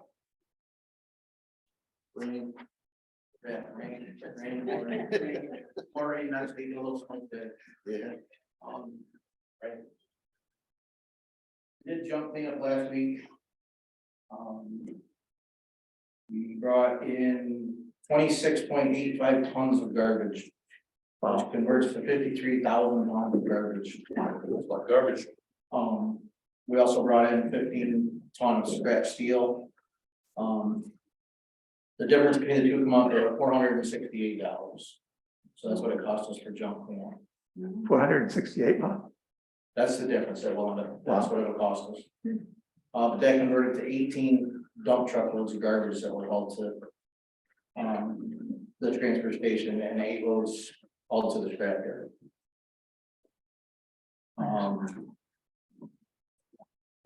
We're working on a project at Beaver Creek. That should start shortly. We're working on the permit process now. So that'll be underway here shortly. And the only other thing I have is, last week we brought some information forward about 1 ton. I sent that with Mark, I wasn't able to be here. But everybody's got that information, but I wanted to answer any questions that anybody had or concerns, just to kind of clarify the process. So. Are we doing that now with your report or are we doing that separate? I think we should do it now. Okay. Yeah, that's fine. Yeah, I'll start. I have, what is the base truck requirement for what you need? This is a snowplow truck, right? What does that look like? You know, I've been looking at all these things and I just would love to know, like, what is that? Where do we get it? How do we have it just be consistent and then do that? So we have like the fleet of, you know, your fleet, right? So there's 2 separate ways to look at it. So the one I turned in is pretty basic. And there's no real frills, you know, on the one from Robert Green's, and the only frills that are on it, I don't consider them to be a frill, is heated mirrors and power windows. If you're plowing snow, those are 2 things that you absolutely. Robert Green's, they do a great job by breaking it down, but they break it down so much. I mean, you look on there and you say, well, why is it $300 for a spare tire? Well, it's all part of the package. They've just broke it down to what, when they build the truck, this is a truck that's built from scratch. It's not one that's on the lot. This is actually built, so.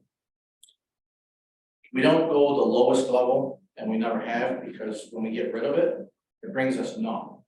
We don't get that return back. So when we, for instance, the last truck that we sold, it cost us $3,000 over the course of 3 years. So you divide that out, it's cheaper than a car payment. But if we would have got that extremely base model truck, we wouldn't have got that. We would have lost money on the deal. So it's not that this truck has, like I said, any real frills to it. It's pretty basic. It's a Dodge Trademan. It's the lowest line truck that they make. Like I said, it only has a couple things on it, and they're more necessities than luxuries. So I don't know if that answers what you're. A little bit, but not really. I mean, I think, you know, and I'm asking this because like the taxpayers are who pays for these vehicles. That's the reality. And so, I mean, we can go through the detail. We don't have to, I don't know how much detail I want to go through now, but like, for example, like what fuel are we using in trucks? Like, are they all diesel? Are they all gas? Should that be uniform? Like, if have this rotation schedule, which you so like rightly proposed, and I think it's awesome, that means that I don't think we care so much, right, about the longevity of like a diesel vehicle. Like, does it need to be diesel? The fact that it's diesel costs, I mean, the thing is in front of us, like several $1,000s, right, for it to be a diesel truck. Does it need to be a diesel truck? I just don't know So the everything, answers to these. everything we have and everything we've had in the past is diesel. Okay. And it's diesel for a reason, and it comes down to power in the end. And I'm not saying that everybody needs all this power, but that truck has to have so much power to get over Ecruce Road all winter long. We switched the patrol truck to diesel because we couldn't get mileage out of a gas truck. That gas truck plowing snow brought about 3 miles a gallon plowing snow, where that diesel is up to the 14, 15, 16 miles per gallon. That right there alone is the biggest reason. That's why they don't even build gas powered 10-wheelers. Everything is diesel. It's just kind of, it's the industry standard. Okay. And if we're keeping that for the new barns, and maybe that's a question, like if we have part of them are gas and part of them are diesel, we should make some decisions. Like you have a fueling station there, right? Yes. So right now, we are currently not purchasing any more gas. All diesel. It's all diesel. Okay. The fire departments have gotten away from gas. They're not even, they're barely using, stuff in their lawnmowers. A lot of their lawnmowers, they've even been converted to diesel. So. Hey, Bob, what the salt spreader there's one on the current truck, right? Is it possible to just reuse the one we have? So the one that we have now. It's extremely borderline. It takes a beating. It's 3 years of spreading salt for no, I mean, I couldn't even tell you how many hours are on it. If there was an hour meter on that thing, it would have broke 2 years ago. So it's breaking down. It takes a serious beating. And we've sold that in the past. We've sold that with the truck to try to get that money back as well. Could we use it? Yeah, but is it gonna cost us more in the end? It's probably in the end, it's gonna cost us more because now it's gotta last that much longer. So Do you know, I mean, how long do they last? Do you know? Or it depends on what it is it comes down to brand names. You can buy a cheap one that's not gonna last you very long, or you can buy an expensive one that's gonna last you a lot longer, but. this is a good one though, right? This one here is it's just one company that bought out another one. Again, this is actually, this one here is a Western. We currently have a Western. It's kind of an average spreader. It's not one that's gonna last 10 years. It's not. They aren't built. They're not designed to last 10 years. But we're not keeping them 10 years, right? Thanks to your replacement plan. Well, I mean, we saved this spreader and it's gonna be pushing it by the time we get rid of it. So. But the whole idea is like that we have this plan now. Right, this plan Thanks to you. included replacing, there's a reason we don't keep plow, there's a reason we don't keep the wings, there's a reason we don't keep the spreaders. To be 100% honest, because they're wore out. So there's no sense in keeping anything wore out and putting it on a brand new truck. To me, makes absolutely no sense. It's more work, it's more money for the taxpayer, because now I'm paying a guy to stand there and fix the broken plow that was broken on the truck before, but now we've retrofitted it to the new truck. So we're just paying even more money. So in the end, it's cheaper just to get a new truck, get the new spreader, sell the old stuff. And try to recoup as much money as we can. I mean, or I'll speak for myself. I'm obviously in support of like I'm in support of the plan of having like predictability with the planning and the replacement and like not because things wear out. Like I'm totally on board with this. I think the thing that's like confusing, if I'm to be totally honest, and like a little frustrating is just that we don't have a schedule. It's like this just kind of pops up in our email and it's like, this is a truck, like, let's look at this truck. And I mean. So I've come to numerous meetings and I've brought it up about trying to find one. So it's not like it was it's not like it's a secret. This is something that we planned on back budget season last year. And I can't tell you how many meetings we had last year and we had to go back and forth over numbers and everything else. We've all spent countless hours doing budget meetings. And then to kind of rehash it all again now on my end it's frustrating as well. Again, it's not something that we just decided a week ago, hey, we're gonna replace this truck. I mean, we started thinking about this a year ago. And we're planning on a year ago. The problem now is, and it's gotta be an even bigger problem, is we used to just call up and say, hey, we need a truck. And it was here in 2 weeks, you know, they would put your stuff on it and it was here. Now we're talking 6 months, 8 months, a year, we're talking 10-wheelers that are, you know, 2.5 years out, so. For me, and I know for you guys as well, it makes it harder because we're gonna order a truck, order this truck today, we're not gonna see it until after the first of the year, chances are. But I guess this is my question of like, cause I hear you, like, I totally appreciate all that. So it's like, can we have a consistent, like, I don't know, it's like do all of our trucks come from Robert Green? Like, are they the source? And then we say, hey, Robert Green, we're gonna need a truck every 5 years, like, keep us posted, because what we got was this. And then we also got another thing on state bid from a totally separate vendor. So There are several tens of $1,000s of difference in cost.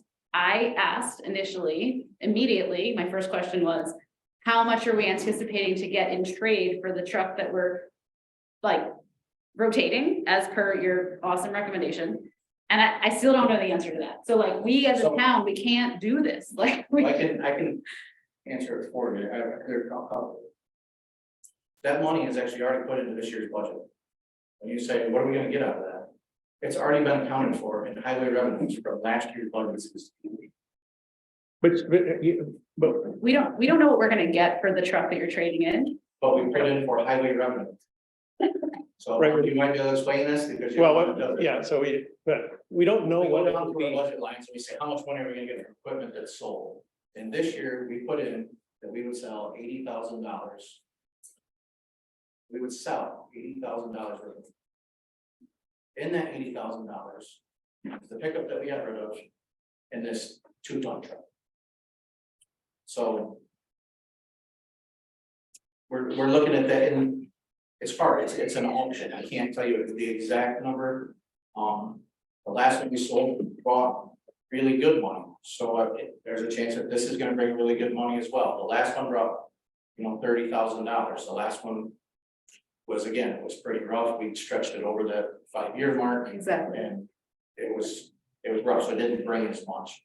This one I anticipate will bring decent money, it should be over that, you know, it should be in that $30,000 to $40,000. So if we get 30, so think that's helping up the number. So if we have $30,000 to $40,000 in, and then we're looking at $110,000 truck, that's what we're putting out, right? Whether or not it's in the budget, it's still taxpayers paying for it. I mean, and if we had a less expensive truck, and we got $30,000 to $40,000, then we, the town, the taxpayers will be paying less. I mean, that's just, I'm not trying to do your job. I totally respect what you're doing, but just in terms of the math, so this is the question. You're wondering about the numbers. I mean, because what happens is we get these two and we're like, which truck should we order? And like, I don't even have enough basic information to answer that question in the interest of the taxpayers. There's one part that you asked before I didn't get answered. And the other one, that was the one truck that I found. And every dealership around that I didn't even find, and that one was in New Jersey. So I found that. There's a bunch of things on it that I didn't like, so I put it forward because. Again, it was 97, almost 98,000. But you have to look at it in the end too, so that was just, I guess, for informational purposes.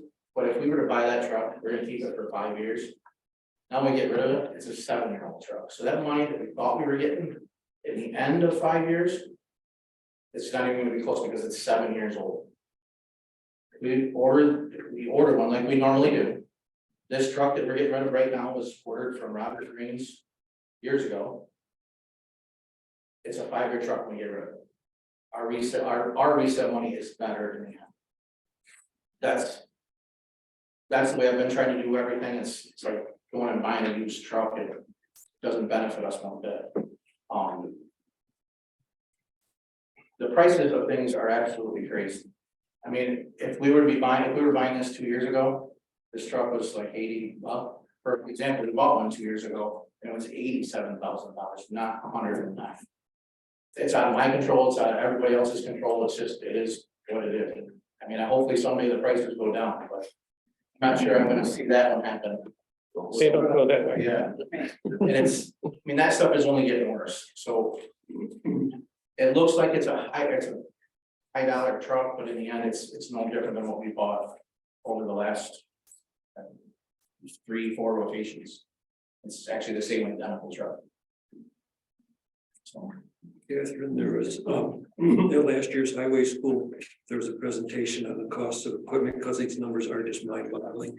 And it isn't, what resonated with me was that it isn't what you have to pay, but it's your cost per unit of mile. And if there's a highway class again this year, first week in June, and if you are so inclined at the time, the sessions they have are just, they're very helpful. So I plan on going. But if I can make everyone, I don't know if we can pass off or pass our, our registration. But the things that they're really helpful, especially with the economics, because these numbers are huge. And I think it's great, anybody that wants to go. it's done by Dave Orr. So people that are excellent in this highway, and it isn't just about equipment or just, things we can do to drive down costs that in the end up reducing costs to the taxpayers. Sounds good. Being fiduciarily responsible for their dollars. And some of it I see, it's not, it's not you've got travel. It's at not the Emerson Suites, but the convention center there. I mean, it sounds like we should have a plan to order from Robert Greene. And just be done with it. I'm saying it sounds like we just need a plan then to order from Robert Greene decide what the standard town of Caroline vehicle is. Put it on a schedule and order it. I mean, I fully support that. if it costs $1 million, I would say, okay, you're the expert, and if we need $1 million truck, let's figure out how to make $1 million. Give you a big sale. I don't know. So I'm not debating the money, the numbers. It's just the process would be great. Just figure out what the town of Caroline trucks are and order them. I mean, my original goal years ago was I'm gonna keep these trucks for 3 years. But financially just can't make it happen. Right. I mean, it would be great. It would be a lot less money in the end for us, but with the prices the way they are, we can't, so. I mean, to put this into perspective, I mean, these trucks don't get a million miles on them, but they get enough hard miles.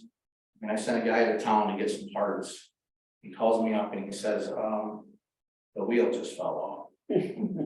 The wheel bearings blown right out of the front of this truck, left them stranded. Now I got this guy stranded, 2 guys going down with a tractor trailer to pick the thing up, to bring it back, to send in another guy the opposite way to get parts so that he's there. It completely destroys the whole day. And if we keep it, it's just gonna be even worse. Sure. Kate has a question. So did Kate? Would it be better to, instead of how many years you own it, to more have how many miles have been put on it before it gets replaced? I mean, the miles kind of come out to the same over that 5-year period. So every time I get there, it's that 40,000 miles. Bob, we have had lemons though that we should have let go. That I think you felt resistance from the board to, well, we just got that new truck and we need to recognize that there are lemons that need to get. That was an international truck from about 10 years ago. It should That preceded my time. Yeah, no, but I'm just saying, you get a lemon once in a while. Right, which, I mean, we still have that and we're still throwing money at that thing. And did you have a question? No, I was just gonna say, Bobby, what would be helpful is that we received just this bare information as an email about a couple of hours before the last board meeting, and I just didn't have any context. I didn't quite understand what they were. And so I think I've said this before, it'd just be really helpful if we could have this kind of information well enough in advance so that we can actually look at it and reflect on it. And then we could probably save a lot of time, in terms of this sort of thing. And I realize you weren't at the last meeting, but just even a little bit of a little note with some context and some background would just be really helpful to us, I think. So I'd like to kind of stress again that you guys can call me anytime. Well, we got the email literally like an hour and a half before the board meeting, so, I'm just asking if we can just do this, ahead of time, that'd be great. So within that, we've also gone a month and not one person's called me on the phone or sent me either. That's why I'm putting that out here. Yeah. What, So, what I heard from Kath, I mean, so we've had our budget meetings before where we developed the, you know, like there's a spreadsheet with the rotation plan and, you know, we forget about it, so maybe like at the organizational every year, we can Review it. flip that up and say, here's what's gonna happen this year, as a heads up. Like, some things will have to change for us moving forward because Yeah, you know, the supply chain is getting worse. So I think these times are gonna get longer and longer, not shorter, you know, as we go forward, so. We should put it on a schedule. Yeah. Totally support. We want you to have, you know, what you need. any other questions about it, about this? So what is the plan now in terms of these different trucks? The one, actually the older one is gone. Right. There's only one option now. Okay, so we're talking about ordering a truck. Right, so we just need to order from Robert Greens or we Great. order it somewhere else. Robert Greens is easier, because they are on state bid. So they have that, you know, long paperwork process is already done. I'm all in favor of doing this, Bobby. I would recommend that we try to do it with as few extras as possible, while still keeping the truck up high enough where you think it would resell. So that would be my only recommendation. I mean, I think we could save quite a few $1,000s from the extras that were on the other thing if we were able to order it in advance. So I just recommend doing that. Do you, I mean, there are other vendors on state bid, right? You don't know, would you, I mean, do you think you'll always be going to that? I mean, we've had great luck with them in the past, so, they do a few, I guess. You can call them extras, but, we order something from them when it comes in, they get it done, they bring it to it, they bring it here. We do our final inspection and as long as we're happy, then it's a done deal. If we're not happy, they take the thing back and they do whatever they've got to do to make it happy, so it's a lot less legwork and it costs us nothing. So I'm not going there and inspecting multiple times, they do it great, they do all the legwork, so. It's just, we've dealt with them for years and we've had good luck and they stand by it. If something broke, you know, they stand by it. We had a big issue with a spreader that we got from them before. We took it out there, they actually ordered us a brand new spreader. We drove out there, they put it in the truck, we drove home, and that's done, so. But this is the package. I mean, obviously, you know, we've all dealt with car dealerships, like they'll give you this package, there's all this stuff in here. And then you can go down and I would assume you're gonna go down and say like, I don't need this, I don't need this, I don't need this. So this went off. This is off the last truck we ordered. So the things that were on the last truck are on this truck. So it's kind of a carbon copy of what we've been doing over the years. So like I said, some stuff is just part of the package. Like, you're not gonna get rid of the spare tire. I'm not asking you to get rid of No, it. I get it, but I'm just saying, you know. It's got a backup camera that's in the rearview mirror. So does everything else that's made today. So some things are just on there, they're not something that we can get rid of, but. What's this tarp thing? It's a tarp that covers the whole bed, so. By law, if you put brush in there, you put anything in there, you actually have to tarp it so that it can't fly out of the back of the truck. Don't you guys have tarps? What's that? Don't you guys have tarps? Like a tarp? Can't be like cover stuff without it being part of a truck? No, I mean, I'm not trying to be picky. I'm just like, I'm really going through to be like, what does this make sense? Like, yeah, I mean, personally, I'm not. This is a tarp that's fastened to the truck. Just goes over it when you go to dump it, it goes back up every time. this is the electric tarp system? Yeah. It costs $4,542. I'm a taxpayer. I'm speaking as a taxpayer, not a board member. I don't think I need that on my highway truck when you guys could So grab a tarp. I don't mean to correct you, but I'm gonna. Being a devil's advocate. If you go over here to net price, it says $2,271, not $4,542. Fine, it's a $2,000 tarp. So. I don't know if you realize how big this truck really is, but you're not just gonna reach up and hook the tarp. With a bungee cord or with anything else. So unless you want me to pay a guy standing on a ladder. Hook the tarp with bungee cords. And get there, get back on his ladder and unhook the tarp and I mean, this, at the end of the year, this is a huge amount of money. I'm paying somebody to put a bungee cord on a tarp. Not to mention liability. Okay. I mean, I'm happy to have, like, it would be helpful if you presented this in this way and be like, this is the net, this is the need. It's a safety issue, it's a whatever issue, that's fine. So I don't want to be in this position, but I'm hearing over and over again from my constituents that I'm not listening to them and that I'm not, looking out for them. And so the highway budget is a way that we can look out for them. And that's what I'm trying to do. So if you can help me, like, not have to ask you about the tarp, that would be awesome. Which I put in more time than you can imagine for that same very reasons. So I take everything I do down there to heart, and sometimes too much.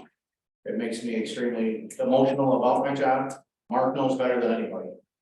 I can honestly say that, and me and Mark have a lot of conversations, and Mark knows exactly how emotional I can get about what I do down there.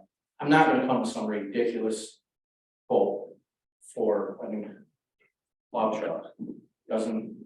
Doesn't make any sense. Number two, I'm a taxpayer as well. My parents are, my whole family is a taxpayer in the town of Caroline. I grew up here. I take it serious. So some of the stuff that you're saying, believe me, I've already been through the list. And again, some things they're on there. It's part of the package. If you go and buy a truck today, if you look at the top of this thing, it says $50,000. There isn't a truck out there in this weight class that you're ever gonna buy for $50,000. They're gonna give you a price of $90,000, and they're just not gonna show you all the other stuff that's on. Could you do that? Could you say, I want just the top line? Would there be anything to look at? I don't know what you're gonna get. But these guys, this is more than a pickup truck too. So I think I gotta stress that fact. But I think too, and Bob, if I can interrupt, part of our economic plan is the resale value, and that plain Jane is not gonna, there's certain things that. Nobody buys on this, nobody bids on the stripped out model that has no function. They just don't, so we don't get any money on our return. And that resale market may be in flux and changes, but it's you don't know down the road, but. But if we're buying cheaper things, I'm gonna belabor this point. If we're buying cheaper things and then we're less expensive things, and then we're getting resale on less expensive things, and then the number is low for the sale and the number is low for the purchase. Like I don't understand this. I don't care. That's not, that argument just doesn't really. But it's fine. Like, I don't want to be talking about this. So you're not being difficult. Okay, thank you. I'm not trying to be difficult. I'm trying to understand this, and this is the position we're in because this is what shows up in email, and so let's just make it better going forward. I would love that. Yeah, my question was purely just a curiosity question about if you just said, I want that. Give me the base. Would it roll down the street? I guess. I doubt it. I remember we bought a car I don't know once how, that, what comes after it, it's everything that makes it roll down the street. yeah, I remember we bought a car once that option was the transmission. I'm not kidding. Luxury model. I hope you didn't go there again. It didn't. Jean hated that car. She traded it after a year. But we got one with a transmission in it. Here's the base model, and you had to have a transmission. Yep. So folks, it's 9:00. Oh my God. We've had a really good discussion. Yeah. So I think also our county rep is waiting to give his report. Probably. Yeah. Anything else on the? I guess. Where are we at? I ask that of myself every day. I know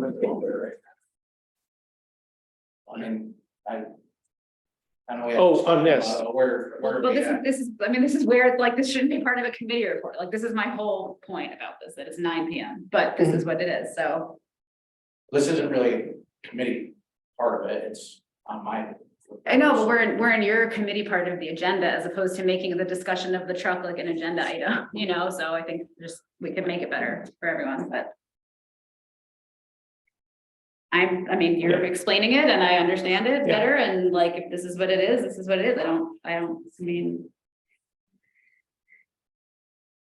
Yeah, so should we, board, I'm one of five, like. so should we make it an agenda item to? Do you think authorize this conversation needs to be fleshed out any further, or do you?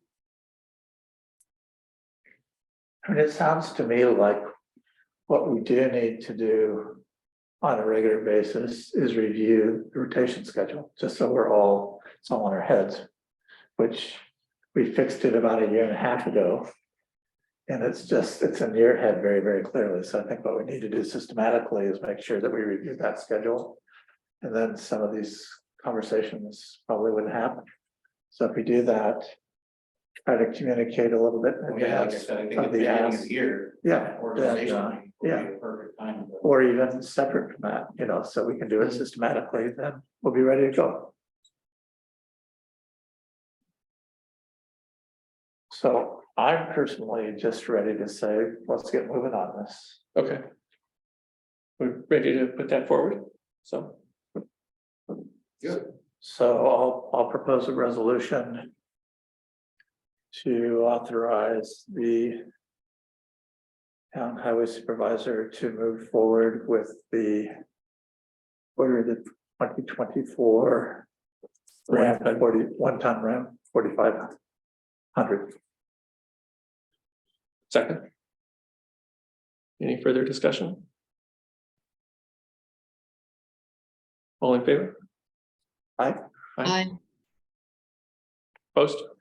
Okay, Great. thank you. Great. Thank you. Yeah. All right, so, Dan. Thanks. Got some items I want to run through. They all just happened like the last day, county level. I think they're all things that you should at least hear about. Start with the really good news. So we had the community recovery fund. We had some extra money that was made available, and we just finished our voting on that, and we're giving $42,000 to the Caroline After School Program.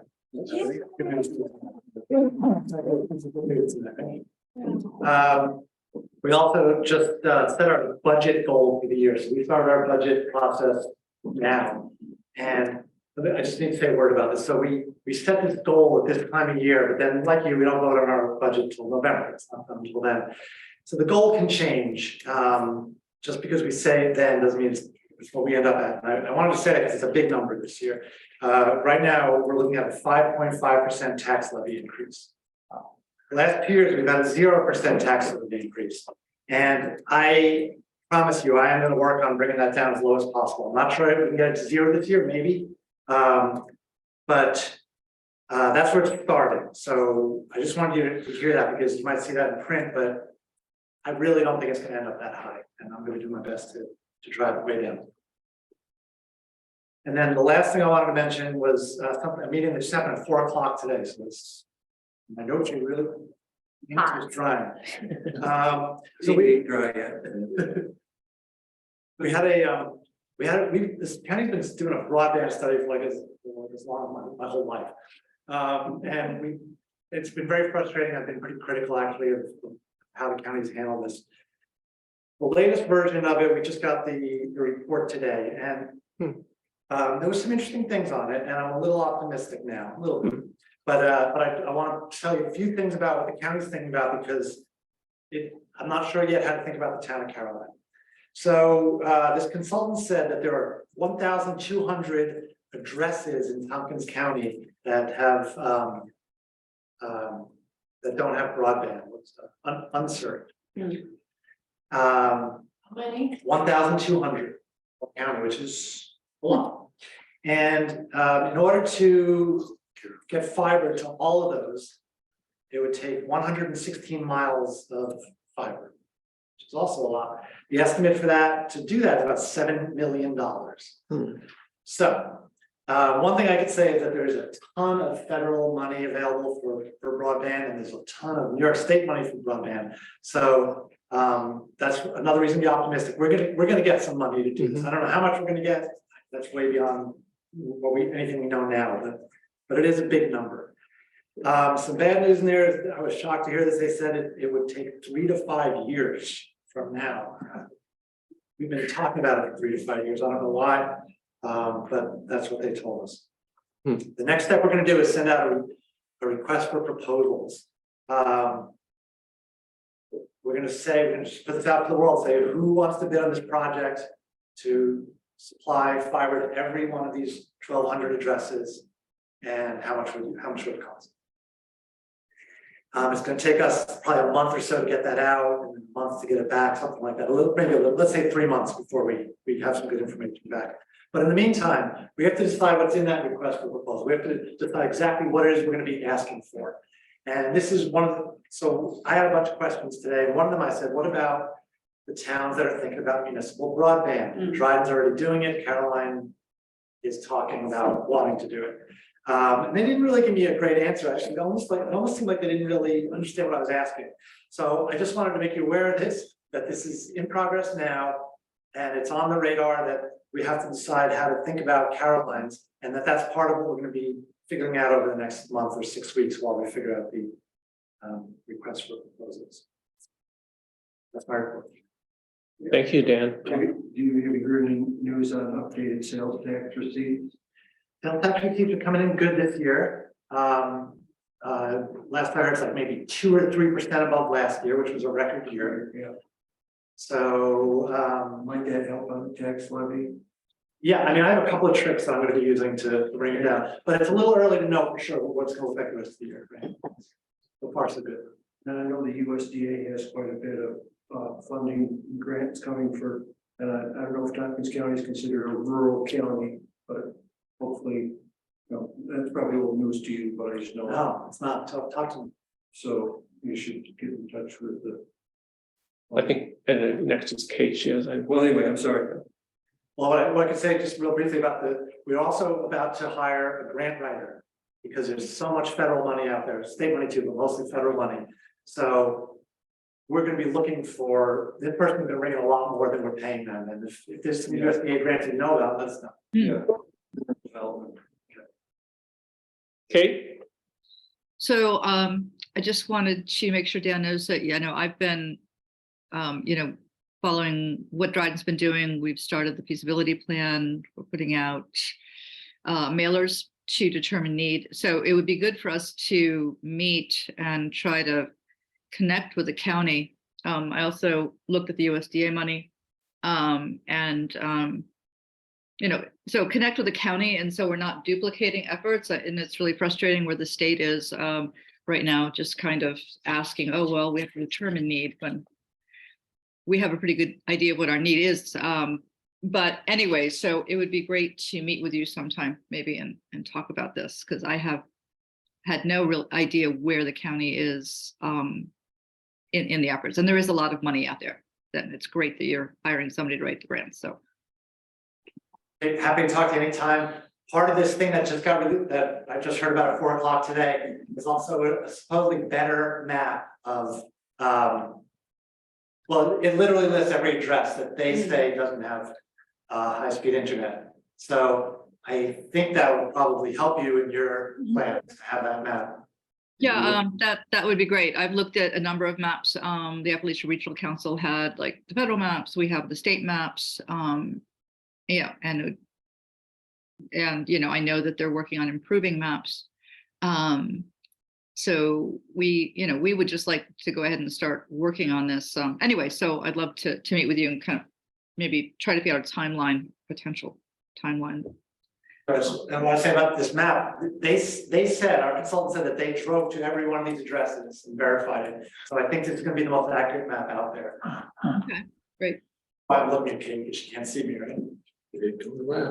Great. Dan, I don't know if you can answer this. I'm just curious whether the Dryden broadband ARPA application got any funding.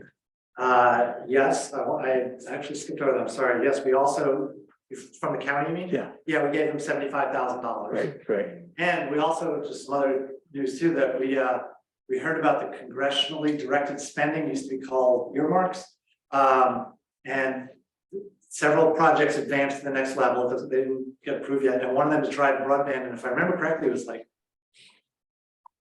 I want to say in the million. Yeah, like millions. Yeah, it's very large. $3 million, I think, something like that. So there's Like, I said, we didn't get awarded yet, but it's hopefully gonna happen. That's fantastic. That's great. So that money that the county gave them, is that for the yellow barn pop? Do you know, or, I don't know. okay. So the earmarks, that would not be then through the Connect All, the New York program, that would be a different federal. Senator Schumer's and Senator Gillibrand's office. Okay, gets money, and they've both recommended that project. Great. okay, great. Great. Okay, that's good to know. Great. Thanks. Thank you, Dan. That's great. Thanks for coming. My pleasure. It's good to be back.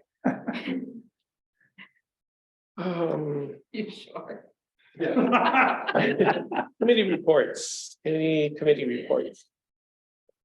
I'll just say that we sent the zoning draft to Ag and Markets a few months ago. And they responded today, They did. and indeed. it was pretty innocuous. They recommended revising a few of the definitions. And then there's a little bit about farmers housing, but overall, they didn't raise any red flags at all. So that's good news. Something to look at. Yeah. Review, consider.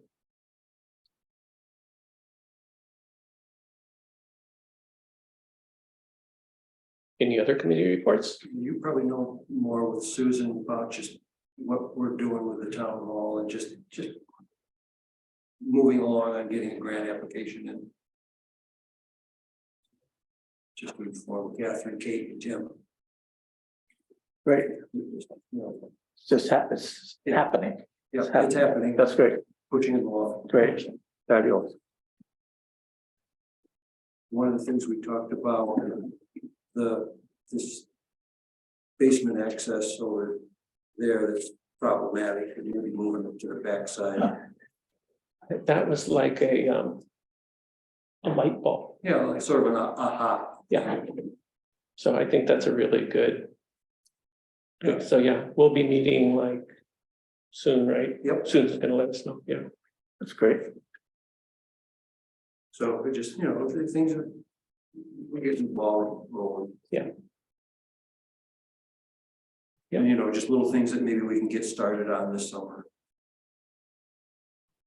We'd like to keep it so that things that are done or can be reimbursed.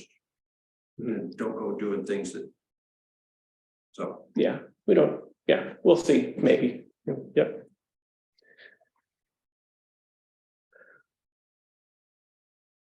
Anything else? No. Great, thank you.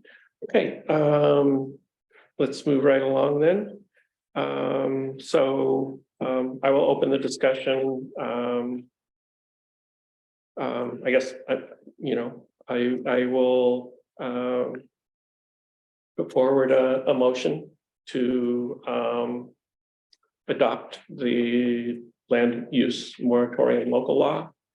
And I'll just open the discussion by, I explained the rationale when I opened the public hearing. This is the express intent of a land use moratorium, and if it were true that we were procrastinating or not making progress, that would be problematical, but that is not the case. So it's appropriate for a town to do this in this circumstance, and I strongly urge that we adopt this to allow us time to complete this planning work for the town. Do you need a second? Do you need a second? I do need a second. Yeah. I'll second it. Okay. I wanted to just make one point that I should have made a little bit earlier during the public hearing.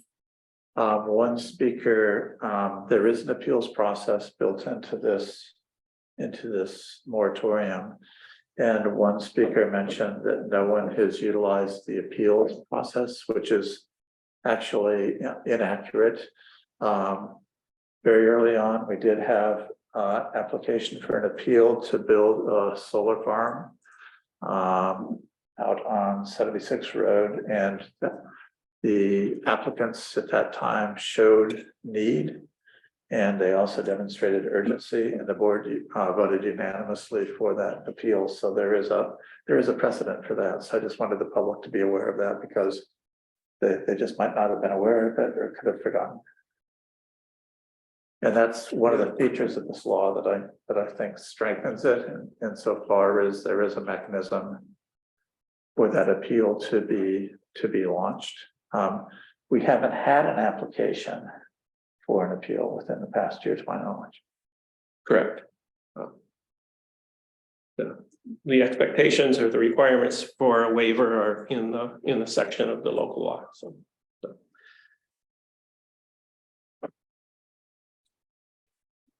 And do we have any applications for building permits pending? Clarification of land use policies? Do we have anybody that's filed for a commercial? There anything that's waiting for subdivision or site plan review? Or, No. could we give this a little more accurate title, for at least my mind, a land use moratorium on commercial developments, because there's no moratorium on housing, and as I said, as the last extension, I feel our biggest developmental challenge is single family residential. It does not apply to that. Right, it doesn't, Right. and I totally understand that. And so, you know, anybody, and you know, would, if somebody was to suggest something like Boyceville Cottages, would that be considered commercial? Is that a commercial project or? Yes. It's subject to site plan review. It's subject to site plan and subdivision review. Okay. Yeah.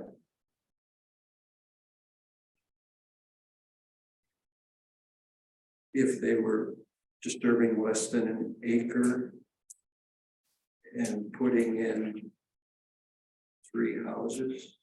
I'm just trying to, you know, get it. Yeah, that wouldn't trigger. It would have to be commercial and over 10,000 square feet. Or, I mean, the disturbance of an acre is the threshold that I think is a sticky wicket, because everything else, it's fine to say commercial, but that's not actually true. Like, I disturbed nearly an acre to build my barn. So. You did. It did. And we actually, like, it was during a period of time, we were kind of looked at it, we kind of had this laugh about, like, this is kind of a lot of land, you know, like.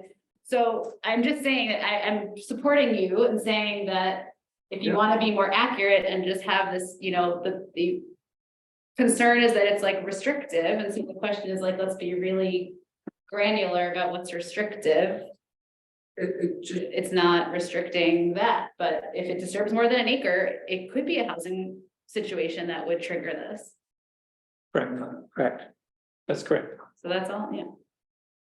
Which is why, And if that was- which is why I would prefer just to keep the title that we have, because it's more inclusive and it emphasizes the process rather than the object. Yeah, I'm not gonna speak for Kat, but I think I'm sensing that that's not, you're getting at a different thing by changing the language, but I'm not gonna. Yeah, I just. So if we're extending it, can we change the name of it? I mean, wouldn't that be a different thing if we change the name of it? I don't know. Can we extend it and change the name? Yeah, I don't,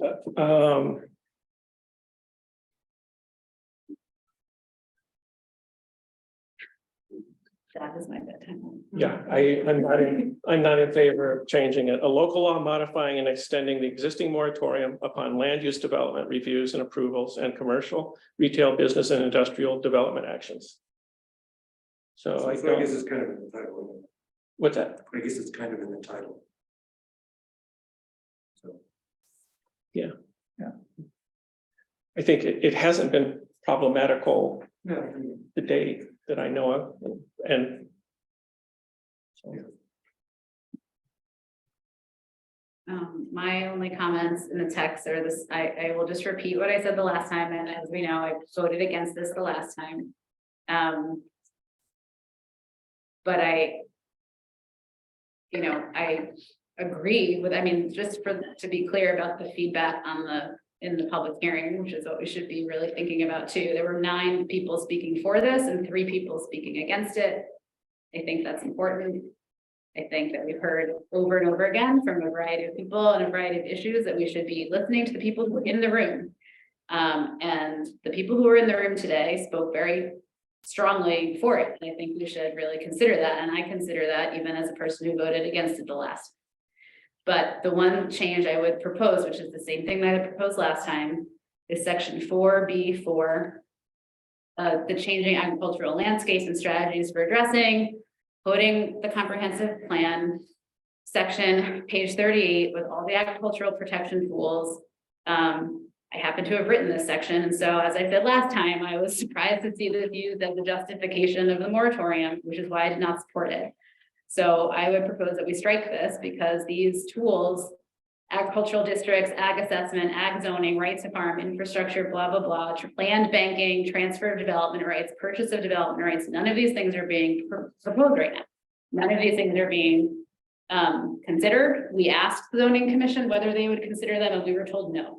So I just want to be really clear that like, I'm not against the principle here. Like I would like to vote for this because I want to support what people have said. And I agree that like it, the original goal of the thing has has not been met yet. We're not done. And so it should be extended. But my problem with this is like the language there just as a justification doesn't make any sense to me. So I would really like to just remove it. Catherine, I mean, I understand what you're saying, but I'm just wondering, section 4B says the town's comprehensive plan identifies the types of land use and resource regulations I think we're reading. that may best implement the shared community vision of the town, including the following. Yeah. And one of the following is then changing agricultural landscape and strategies. So, And it quotes the comprehensive plan. Right.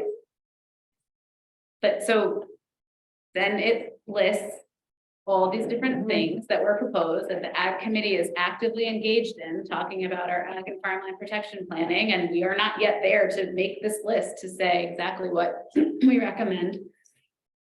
And it says the comprehensive plan is in support of town leadership, continuing to recognize the value of these agricultural protection tools and actively working to explore possible impacts, which is great. That's what we're doing for the ag committee. I mean, that's what we're doing. But I just don't, why is that a justification of a moratorium? well, I just find it to be an explanation of the comprehensive plan Mhm. in this section B. That's how I read it. Less a justification of the moratorium in the context of summarizing the comprehensive plan. That's how I read it, at least. Like if we were taking the time to implement purchase of development rights, for example, then that would, to me, that would be like the moratorium, we are having a moratorium in place while we entertain the possibility of these things.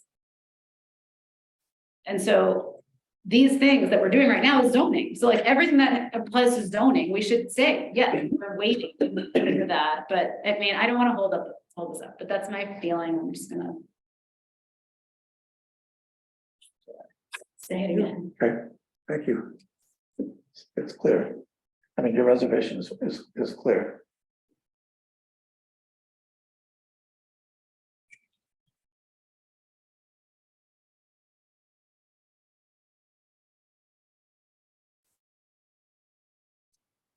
So I would just point out that one part of the proposed zoning law is conservation subdivision, which would be subdivision regulations. I mean, I think there are elements of this that do apply.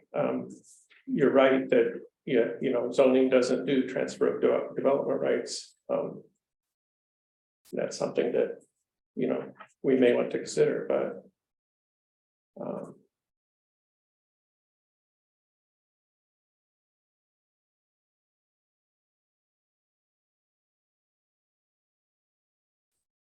I don't think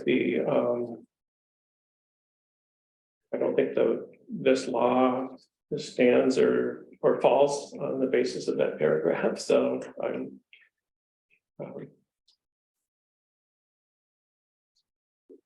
if the board is so inclined to remove that at your suggestion, that's okay with me.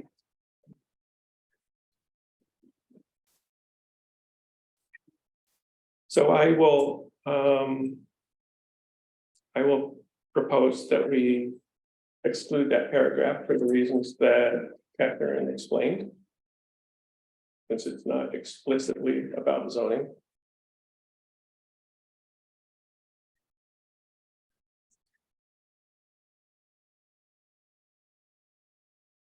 Which would subsequently entail a renumbering of the subparagraphs. It would be 2 subparagraphs would need to be renumbered, which is easy to do.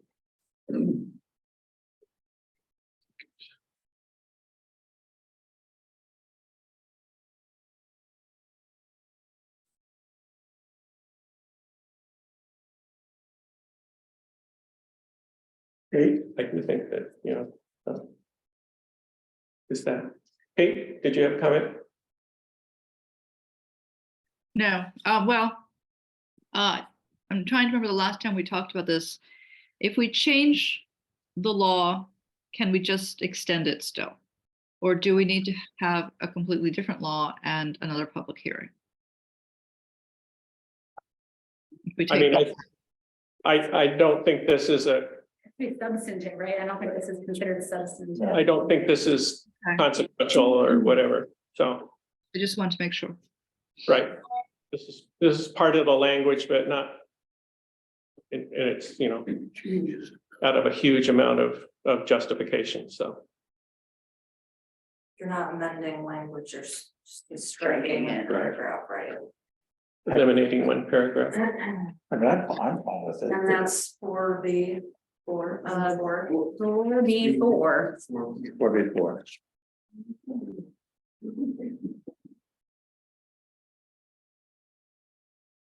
And I hope, again, I'm not trying to be difficult. I hope this reflects that, like, I will be reading every document that's before me this cautiously and carefully, including the zoning draft.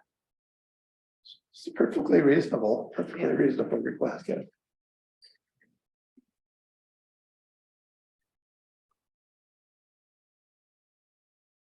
We need to take a vote on.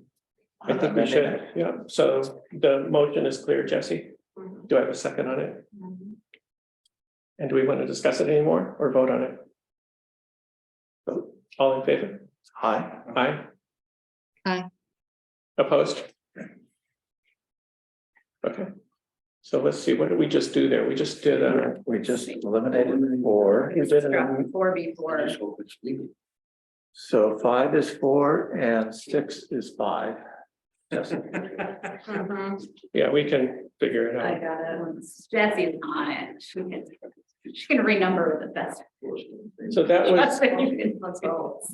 that was a vote on an amendment. On right? the amendment, and now we need to vote on the thing. So, yeah, so now I want to make I already made the motion. It was seconded, right? That's still open. Tim seconded it, yes. Yes. Seconded it. So call a vote on the local law as revised. Not sure that's totally Robert's rules, but Or one question, legal counsel have any comments on extending this again? We got their thing, I guess I missed it. Yes, they Okay. said, we can. pull so it. I did mean to mention that. Yeah, sorry. Yeah, we did have county 239 review and they said they had no Oh, recommendations. yeah, I saw that. Oh, But just, did Mr. Crowe have any comments about another extension on the? no, he thought this was appropriate. So.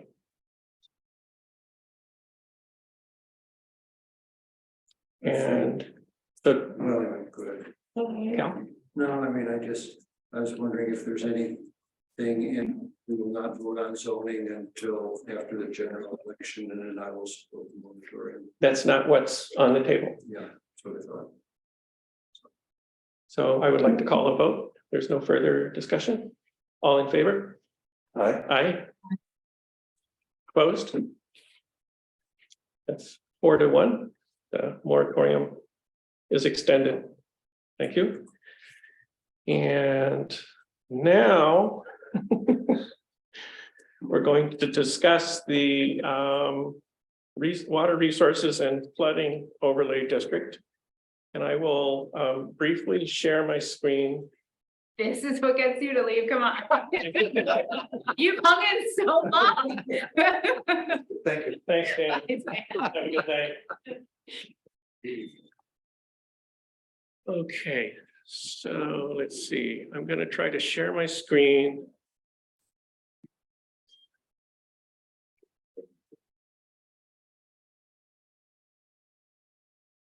Okay.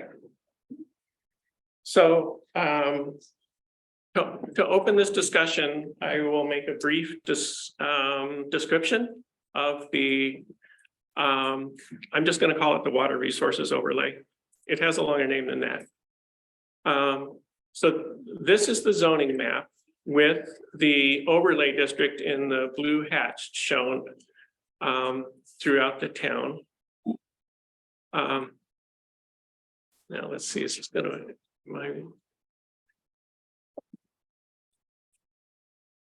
okay, here we go. So I don't know if people can see it, try to.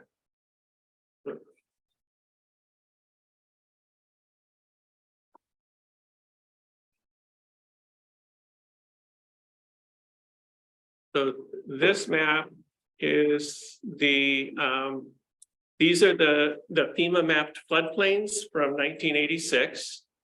And you can see they're the gold areas, pretty much right along the main creeks. So those, remember the FEMA floodplains, those are regulated by FEMA. They're subject to our flood protection, flood damage, local law. These are the wetlands. You can see those areas are much more extensive. These are regulated either by the federal government or by the DEC. And these are the wetlands with their mapped with the required buffers. And then finally, these are the stream buffers as proposed in the zoning law. So you can see those are just buffer areas around the perennial and intermittent streams. So that's a quick overview. And so the zoning proposal has for perennial streams, an inner and an outer riparian buffer of 50 feet each. And the regulations differ slightly. So they're more stringent on the inner 50-foot section. So the total expanse is 100 feet from perennial streams. And then for intermittent streams, for intermittent streams, there's just an inner riparian buffer of 50 feet. So that's a fairly brief and simple synopsis of what is proposed. I just wanted to make one addition. Yeah. In addition to that, it's proposing that if there's a steep slope or a steep slope or wetland that abuts up against the stream, that the riparian zone starts only after that, say, slope. Slope is, let's say, 100 feet. The proposed riparian zone would start at that 100 feet, not to extend more than 200 feet from the stream bank. But I think it's important to add that because that creates quite a significant addition in maybe a lot of areas in the town, especially given the number of students, folks that we have that run into creeks. What is steep? Oh, wait, I see it. So exceeding a slope of 25%. Right. Okay.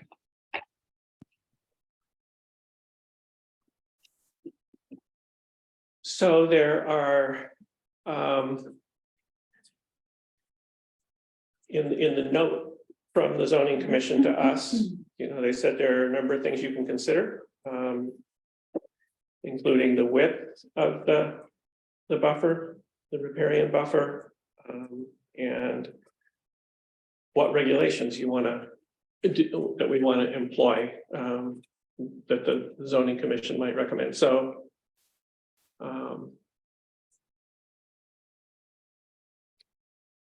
so the other thing I want to explain is that when and I don't know, is Bill Podolka still on the meeting? It doesn't look like it. He is, okay, so he may want to intervene, but I think when the zoning commission started out, the water resource overlay was an amalgamation of these three things that I've just gone over, these three entities. You know, development, or Bruce may want to interject. So development was discouraged in those areas. So another possibility, you know, as I've just described, you have the FEMA flood zones, you have the wetlands that have their own set of regulations, and then you have the riparian buffer. And those seem to be really, that's the meat of this. It's what we have That's the control new over. I mean, thing, that's the thing, that's technically, there's no sense. Except that where it started out was that they would all be integrated into one, and then development highly discouraged. Whereas another way to look at it would be to think of them as separate things. And so, you know, we could propose a riparian buffer district, basically, to protect along streams and creeks. But there's still limitations, like the things that are the wetlands and we'll get to the reader's aid box is really helpful. The wetlands. There's three parts of it. Wetlands, which the town really has no, like, it's Right. regulated elsewhere. Right. The flood zones, which is not also regulated elsewhere. And then that's kind of the point I was trying to make to Tanya's point, that like really the thing that's in the zoning draft that is within town local control that is so contentious, it's just the riparian buffer. Right. So like whatever we can do to like, and Bill, jump in if I'm misspeaking, please, but whatever we can do to like make that more publicly like clear. Well, even if, I don't my understand. question is, to that point, especially, probably the wetlands and the floodplain doesn't need to be in the zoning law. Because there's separate review procedures that have, Right, it's already regulated. and it overrides the town. So it's All right, so already. here's where I will jump in to add one thing. So the difference is that even though the wetlands are regulated by other bodies and the town already has a floodplain law, by being in the zoning law, there is review by the by the review board if development is proposed in the water resources overlay, and that includes the wetlands. So it gives sort of it lets everyone, it triggers everyone acknowledging that there really is a wetland there, for example. So there is a difference. If you took them out completely, then there wouldn't be that piece of it. So there is something different about having them be in the zoning law versus other zoning law. But Whether Bill, they're in as separate layers or all as one water resources overlay is a different question. What would the review board be like equipped to do though with that review that the other like regulatory agencies wouldn't be? It's not so much they'd be equipped to do something, but for example, it would make sure that the wetlands delineation was done. Now, it should be done no matter what, right? That's what's supposed to happen. But it would just be one way of alerting the landowner, by the way, you got to do this wetlands delineation. So it's more, as far as I'm concerned, a piece to help the process as opposed to impose any additional restrictions or steps or anything. What's the process now? Does anyone, I'm not like picking on you, Bill, but do we know what is? No, the no, process? so my understanding, and someone who's actually gone through this, maybe I want to say, but if you're going to be working what is potentially near a wetland, you're supposed to contact at least the DEC and get a wetlands determination to say, oh, is it jurisdiction DEC, is it jurisdiction federal? And then also have it delineated by an expert to say, this is the boundary of where the wetland is. And then depending on whose jurisdiction, what rules apply are a little bit different. So that's the thumbnail sketch of what the process is supposed to be. And I don't know how, more than that. But isn't that something that then falls within a purview of the code enforcement officer? That's my question, like who, how does So that the happen? code enforcement officer would I think, Determination. work with the applicant to get that process, to inform them, to help inform them. Right. If they fall within the wetlands, you got to do this, that's Right, all. like it's on the applicant during the process, or I guess if they're working with some, engineer and architect, like they would need the information Yeah. to plot it, but. I mean, I think that would be true. I think the review board has review responsibilities for the flood damage and prevention. So the only additional pieces are that as configured, there is a 50-foot sort of buffer around federal jurisdictional wetlands that doesn't exist beyond the zoning law. And again, that doesn't mean you couldn't build in that 50 feet, but it would mean that if you were touching that, a more careful look might be taken. So that's one little subtle difference. I don't know if it matters. I think you're right. The code officer could handle most of this. And there's another thought I had that I am now blanking on. So sorry. So if I could jump in for just a second. I guess, I was talking to Don Barber about the needs for this, and he was saying that it would be helpful because the maps would help people when they wanted to develop to know where the wetlands are, where the streams are, because he's run into times where people don't understand that there is actually a wetland there, or they don't know they've got to go through other things. So this would be a local kind of check to go, oh, I didn't know I had to do that. And the other question I had, maybe Bill could answer. I was at the town association, workshop last February. They said that the state level doesn't get the state level regulations don't get triggered unless there's like a local law. So I guess our subdivision regulation or another regulation that is not like that the DEC has to know about it, right? And so I'm just wondering about how much work our part-time code officer does and whether he can cover all this. So those are just my thoughts on that. The review board would check it out. Bill? Yeah, so I have no check. I mean, I hear Bruce saying the review board will check it out. Again, the reviewer will also only check it out if something triggers the review board to act. So, Kate, I don't know the details, but if it's in one of the zones, the review board would definitely see it. It would trigger it immediately. no, if someone is proposing to build a residence and the wetlands have been taken out of this overlay map, nothing would trigger the review board to look at it. So and Kate, you're right. The guys are DEC saying will the look same at thing. something. I'm saying if the whole map is the way it should be, right. would be with everything. And then when the review board looks at it, it's automatic.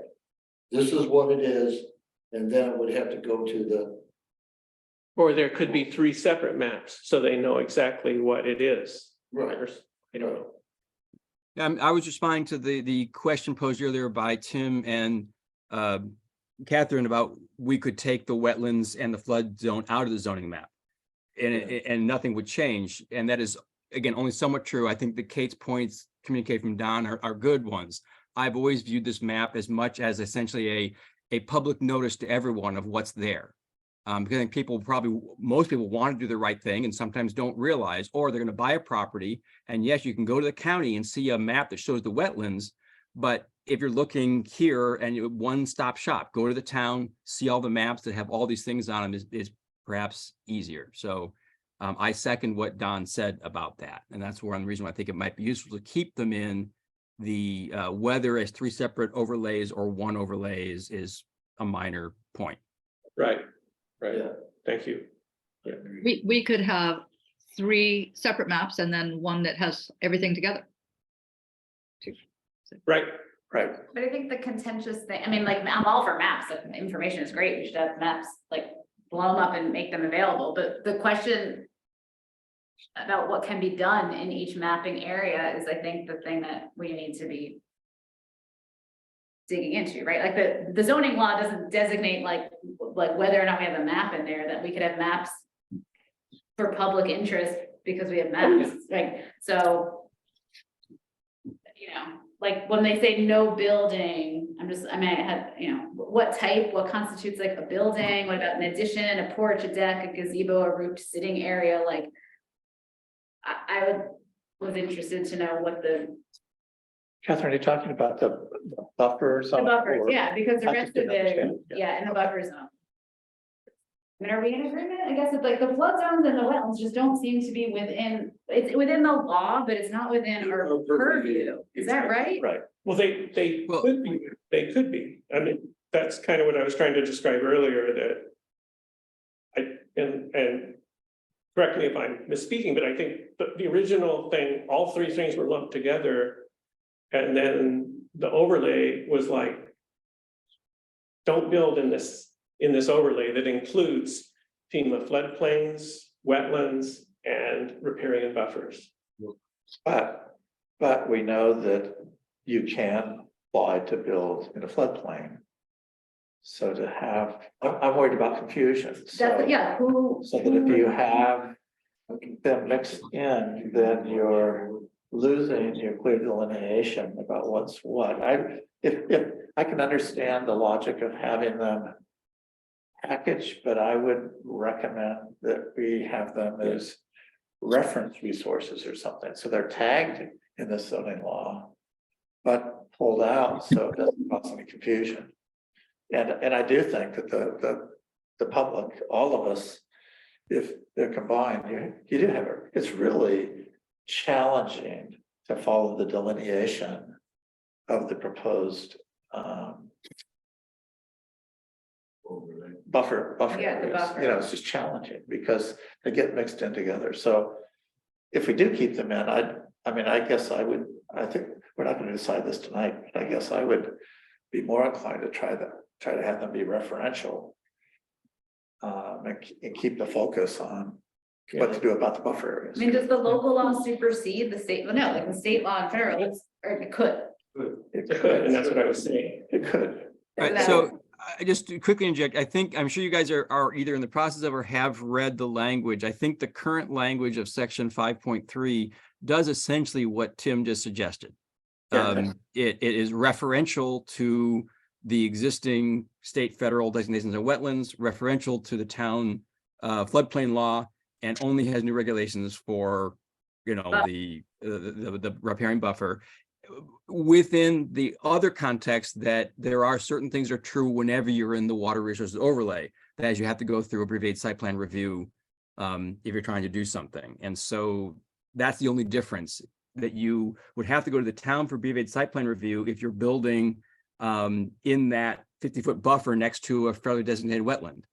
And that's the one new thing essentially for those that is in the zoning law. But I think it pretty much is separated out the way Tim just suggested. Bill, would it just be for natural wetlands, or what about man-made wetlands? Could somebody fill in a? Like a kiddie pool? No, I mean, what about the things you made on your land up there? Where NRCS came in and created those. To my mind, that's a made wetland. Right. So Cal, a wetland is a wetland is defined and as defined in the local law. So I don't have that, of course, those words memorized, but basically a wetland is defined by the soil types and the plant types. And if you create a wetland, and so it's seasonally inundated, and so it is only hospitable to plants that can grow in seasonally inundated waters, then I think it meets the definition of a wetland. So again, whether it's natural or man-made is not part of the definition. What the plant types are and soil types are is what the definition is based on. Can I just say one quick thing? Yeah. That land was wet. Correct. I mean, But is wetland a wetland? But it had the Because Bill's vegetation. saying it's It's the hydric soils. You had wetland vegetation on it too, right? Yeah, but we've got one where the town dug out gravel to rebuild Buffalo Road, and now has the kind of the hydric soil and the wetlands, but it was made by, and not that but I just, is it man-made? The highway unit did it? Yeah. Yeah. I had understood that we we're talking about DEC regulated wetlands. Right. Naturally made. No, we're talking about DC regulated wetlands or fairly regulated wetlands, all of which have been mapped by the county. So if it doesn't show up on the county map, then it's not included in the mapping you have in front of you. And those county maps are based on really LiDAR, but at the core, they're supposed to be based on plant communities and soil types. Right. Well, the little place I'm referring to is on the map as wetland. Okay, well then I think that answers that question, I think. Even though it was. Again, who made it's not is not right, is not at question as far as I understand it. The definition is what's growing there, what the soils are. Right. The soil and then what's growing there. Yep. Should we talk about the items that are in there, like what's allowed, what's not allowed? Or maybe more generally, Catherine, and talk about the two buffer zones before we're worried about what's allowed or not allowed. I mean, I've been thinking about this a little bit, and I mean, the reason that I suggested that we start by talking about this is partially because it was one of the biggest focuses of public feedback. Even though we're obviously going to want to talk about the whole thing, but I just thought if we had started this conversation, could kind of set a tempo for us. But I personally am concerned about I've learned a lot over the past 2 years about this entire process of the buffers, and I've especially in our region, I do think that they're really important and very, very necessary, not only for local preservation of creeks and wildlife, but also because we are the water source, basically, of the county, because of 6 Mile Creek. So I think it's really important that we do something over and above DEC and floodplains. But I'm personally not entirely convinced that we need to do the 100 feet buffers. Partially because of the negative impact that it has on the denser populations that live along 6 Mile Creek. Now, to be fair, the zoning commission went to quite a bit of trouble to pare back those buffers in Slaterville and Brooktondale. They started at like 200 feet. Yeah, so they did pare them back. The DEC, and I thank Bill actually for calling my attention to this page, but so they identified 3 different zones of buffering for riparian buffers. The zone 1, which is immediately, adjacent to the creek bank, is recommended of at least 15 feet. There's a second zone that they say allows runoff to be absorbed and holds the water, so the water will go within the ground instead of running off. They recommend 20 to 60 feet. Total or additional? Additional. And is that with nothing on it? So who's recommending this, please? These are just zones that the DEC, the New York DEC, has described. Okay. With recommendations, broad recommendations. So these aren't regulations or anything at all. This is just resource. I just thought it would be interesting to hear this. So zone 1, they recommend is at least 15 feet. The next zone, zone 2, which we all recognize is basically this week, we can really understand what they're talking about. So zone 2 is what will absorb kind of all of the water that's been pouring down, Right. instead of just flowing right into the creek and eroding the bank. Zone 3 is an additional one next to land use, which they recommend an additional 15 to 60 feet. Then they recommend, and I think this is the number where the zoning commission got this from, they recommend ideally 100 feet. I think personally, I think in ideal circumstances, if we were in an exceptionally rural and unoccupied area, that probably makes a lot of sense. It doesn't make any sense in Brooktondale and Sladeville Springs or West Sladeville or, populated areas along 6 Mile Creek, because it ends up being basically their whole yard. And I did another thing today. I went out and measured from a boundary of my yard, just so I could see the impact. 15 feet, nothing. I mean, really, 15 feet is the kind of buffer that anybody would have in a yard or along that creek that they wouldn't tend. Another 20 feet didn't make that much difference either. I found the minute that you got out of 35 feet, it began to impact the building envelope for sure. In a smaller area, it could impact a lot. So I got thinking about it. I mean, I totally get the ideal, but I guess I just find myself encouraging us maybe to be a little bit flexible about this, to try to make an impact, but keep it reasonable for the people that it would, for the residents that it would impact the most. Kind of try to get some kind of a medium or something. I mean, that's just how I'm thinking about this, based on what I did today. What is the runoff risk from residential properties? I mean, what's the risk to water quality from?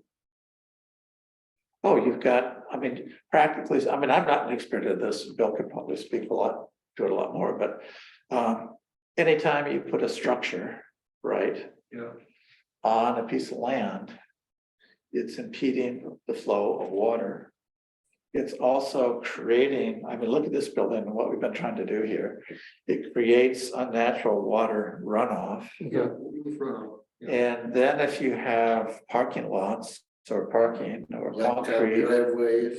goes right out the driveway. Yep. So it is important. No, yes, it is, and I'm not trying to diminish it, but I drove around during the rains over the weekend, and I was trying to make sense of water runoff. I mean, Figure it out, let me know. okay. Because, Exactly. It goes downhill. it does, but the amount of runoff I'd see at the top of Speed Hill Road versus what I'd see at the bottom of Baylor Road made no sense at all to me.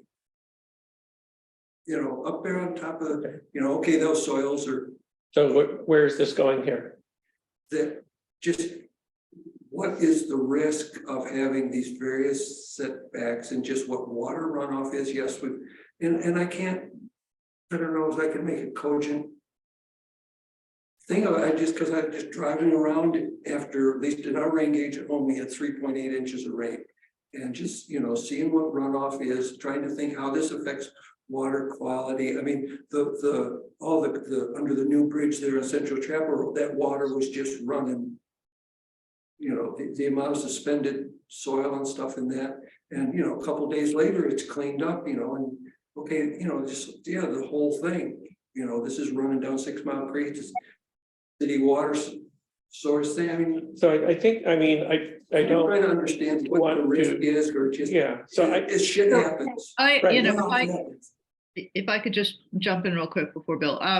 So long time ago, I took a hydrology course, and one day, I mean, lots of rain the other day, 6 Mile Creek was booming here in the hamlet, but there's water runoff all the time, not from driveways, from the roads. There's salt that goes into the, next to the roads that can get into the aquifers, can get into wells. I mean, so it's an ongoing thing. It's not just on a big storm, right? And so you've got the land acting kind of like a big sponge, right? And a lot of the pollutants get caught in the dirt and in the plants. And if it just runs off, not only do you have the erosion going on, right, in the big storms, but you still got everything moving. And so if you put a house like in the hamlet, you've got houses like literally 10 feet from the creek, right? And that's used to be, the toilets would just get flushed into the creek. So I like the setback ideas. I'm not sure it works, in the hamlet. But anyway, I'd like to hear what Bill has to say. All right, well, you actually said much of it, Kate. So, Cal, to your point, I am not an expert on this. I've done a bunch of reading, obviously, is based on this, but if you want an expert, you should probably get someone at Cornell who is a real expert. But one of the big concerns is always impervious surfaces close to waterways, because that's when you get, and that could be a rooftop, it can be a road, it can be a parking lot, even if it's a gravel parking lot, because if you compact, crush or run, right, that lets the water run off. So ideally, those are not close to waterways, because the water just comes right off those things and whoosh into the water, much greater flood risk, much greater bank erosion risk.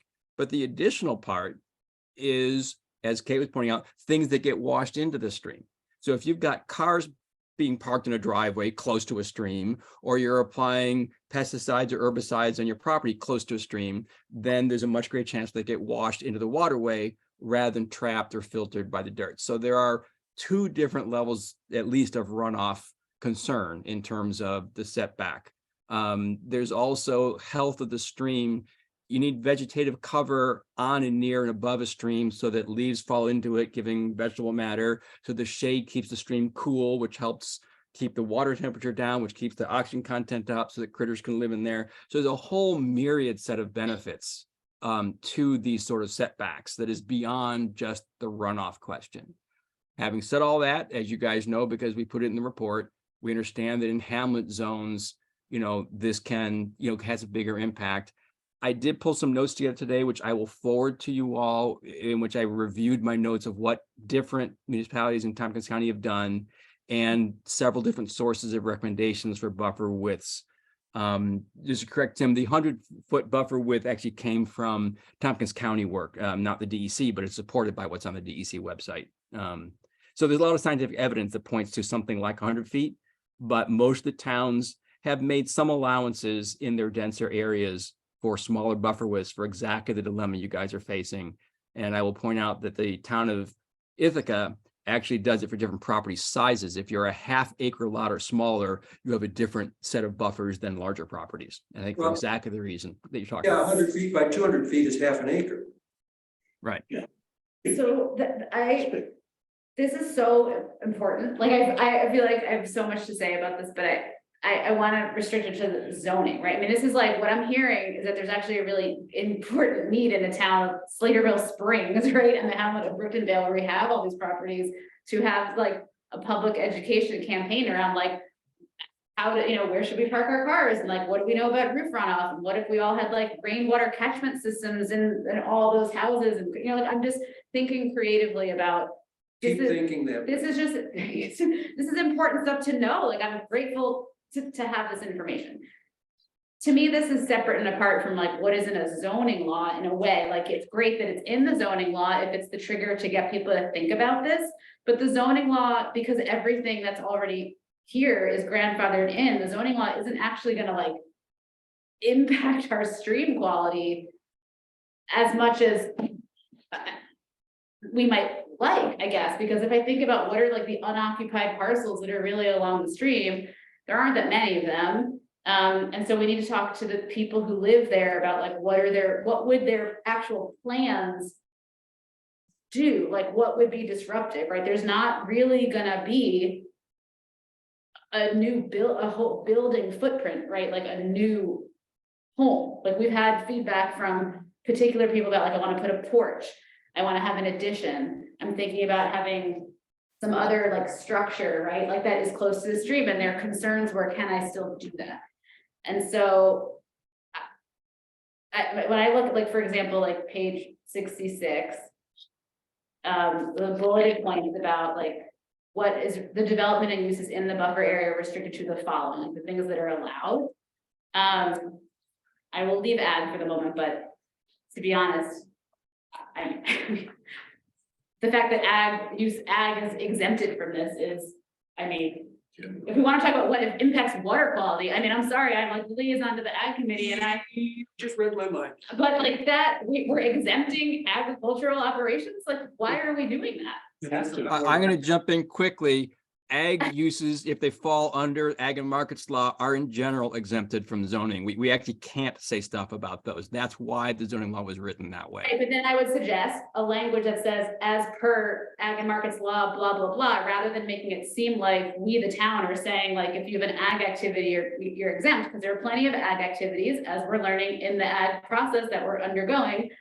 Many ag activities in this town do not fall under the ag and markets laws, right? So you can be doing all sorts of things with your manure management, with your fertilizers, with your whatever. If you are not falling under that, you can still be dumping it in the stream and there's no, so I just. Yeah, or you can be dumping that excess nitrogen runoff from the Right. cornfield. Well, Yeah. whatever. Well, yeah, like I don't believe this is like a regulatory, this shouldn't be punitive. This is just like an educational opportunity to be like, okay, well, we're concerned about water. So let's look at all the things that Well, are water. It's a risk benefit. It's risk benefit. Kate, is your hand up? Sorry. Yeah, I just wanted to jump in about that educational opportunity, because I don't think it's just, we can just rely on educational opportunities. There's been lots of educational opportunities about water runoff in the soils. You get out of the science center, you go to the schools, and that's what, they're teaching that. And then I will see, I guess not so much here, but in other places, like people want to have houses on the water, and, or even, and they'll squish houses in between other houses, right on the water. And I don't think that, I'm not right down the street in the back street,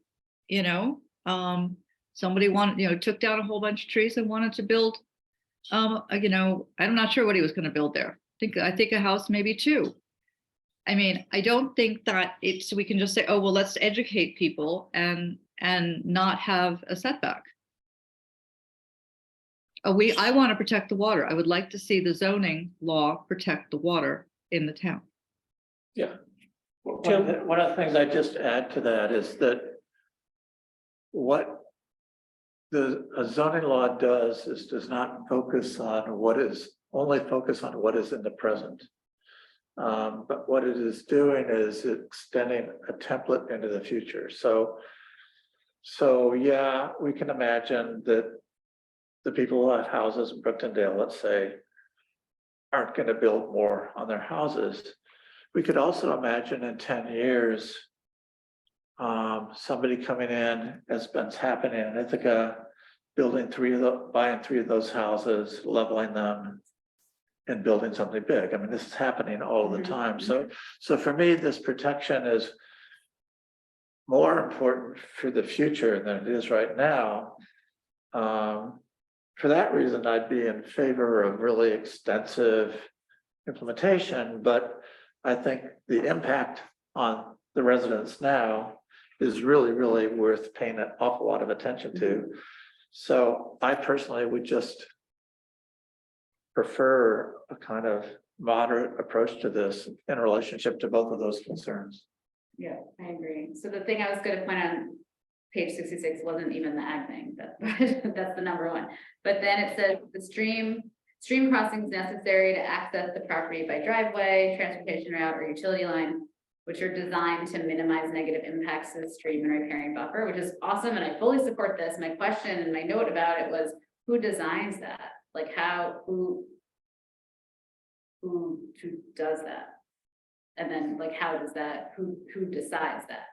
And so then does the applicant hire, like, is our code officer or review board equipped to like know what an appropriate stream crossing is, or like, does someone hire an engineer? Like, how does that work? And I may be stepping in where I'm not wanting, but basically because that's in the water resources overlay, therefore anything in there like that triggers review by the review board.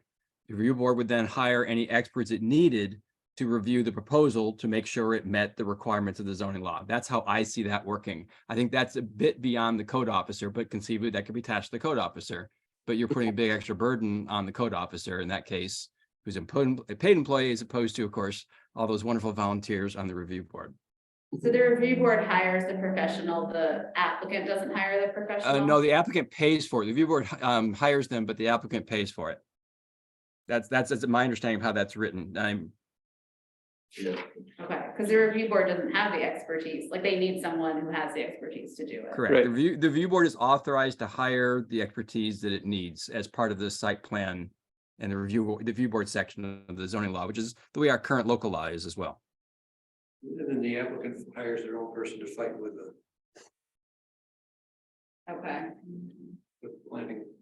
Well, whatever, I just being sarcastic. Yeah, I'm just trying to get really realistic about, because to be honest, like, this is the thing that should be probably one of the strictest things in this whole law, and in my view, it's like, I appreciate, Tim, like, you're wanting to be more relaxed about it, which I totally appreciate. Not relaxed. Or not, like, I mean, I'm, sorry, I'm paying, moderate. I was paying attention to the DEC's minimums. Minimum, yeah, but it's like, it's just kind of ironic, because I Right. feel like of all the I things agree, that I like agree. impact like public health, like it's water.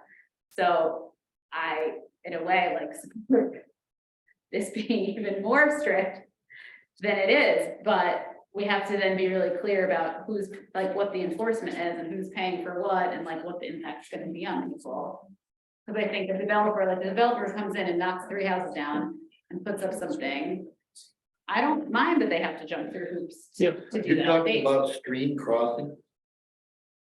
In that bulleted point, there was a note about stream crossings and design. Yes, because all our streams are designated in the town of Caroline. And the DEC has strict regulations on what you have to build Okay, to go across that. Yeah. As well as the Army Corps. As well as the Army Corps of Engineers. so you wouldn't have to hire someone. And you would Or have you to would. follow those, well, you would have to follow those regs. Without any doubt. In any case, right? Across. In any case, but they're written, like, it's not a burden. I'm trying to Well, it'd be mystified, this is not a burden. I mean, some of it, kind of firsthand, I've gotten my hand slapped a couple times, but right now, there is a buffer. We did a job on Central Chapel Road. And I stockpiled some gravel, stone, the narrows, because the county was doing some work there, and we needed it for our stream bank stabilization project. But when I stockpiled it there, it was within 50 feet of that classified stream. So that stuff is already regulated by DEC within that 50 feet. And believe me, if you've done something there, they're gonna know about it, and they're gonna know about it Fast. that day. Real. Yeah, So that 50 feet is already regulated through them as well as Army Corps. So, and any time we have to do any stream work, it's all DEC and Army Corps, all the permits have to go through them. right.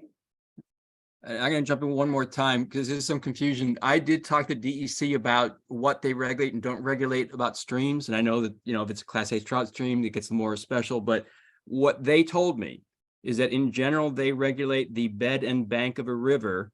And only if essentially the top of the bank cannot be easily discerned do they regulate 50 feet out from a stream. And that's what the DEC told me. But I know Bobby's hearing something different from them. So maybe that's a particularly special stream. I think it's probably worth looking into, but I do not want the town board to have the impression that every stream in town already has a 50-foot buffer around it. Because that, as far as I know from the DC, is not true. From what I know from the DEC, it is true. Yeah. Because I have a protected trim. It's a classified. And first thing the DEC told to me when I moved on the property was you can't go across that stream without building something. And you can't touch it or do anything within 50 feet of either side of that creek. And that is an intermittent stream. So I can't imagine it's not on 6 Mile everywhere and any other intermittent stream. I mean, and that's a DEC regulation. I don't know who you talk to, Bill, at the DEC. Well, yeah, I'm fine, but and we've had this fight several times, so if you want to pull out the regulation for the town board, then that'll be really helpful.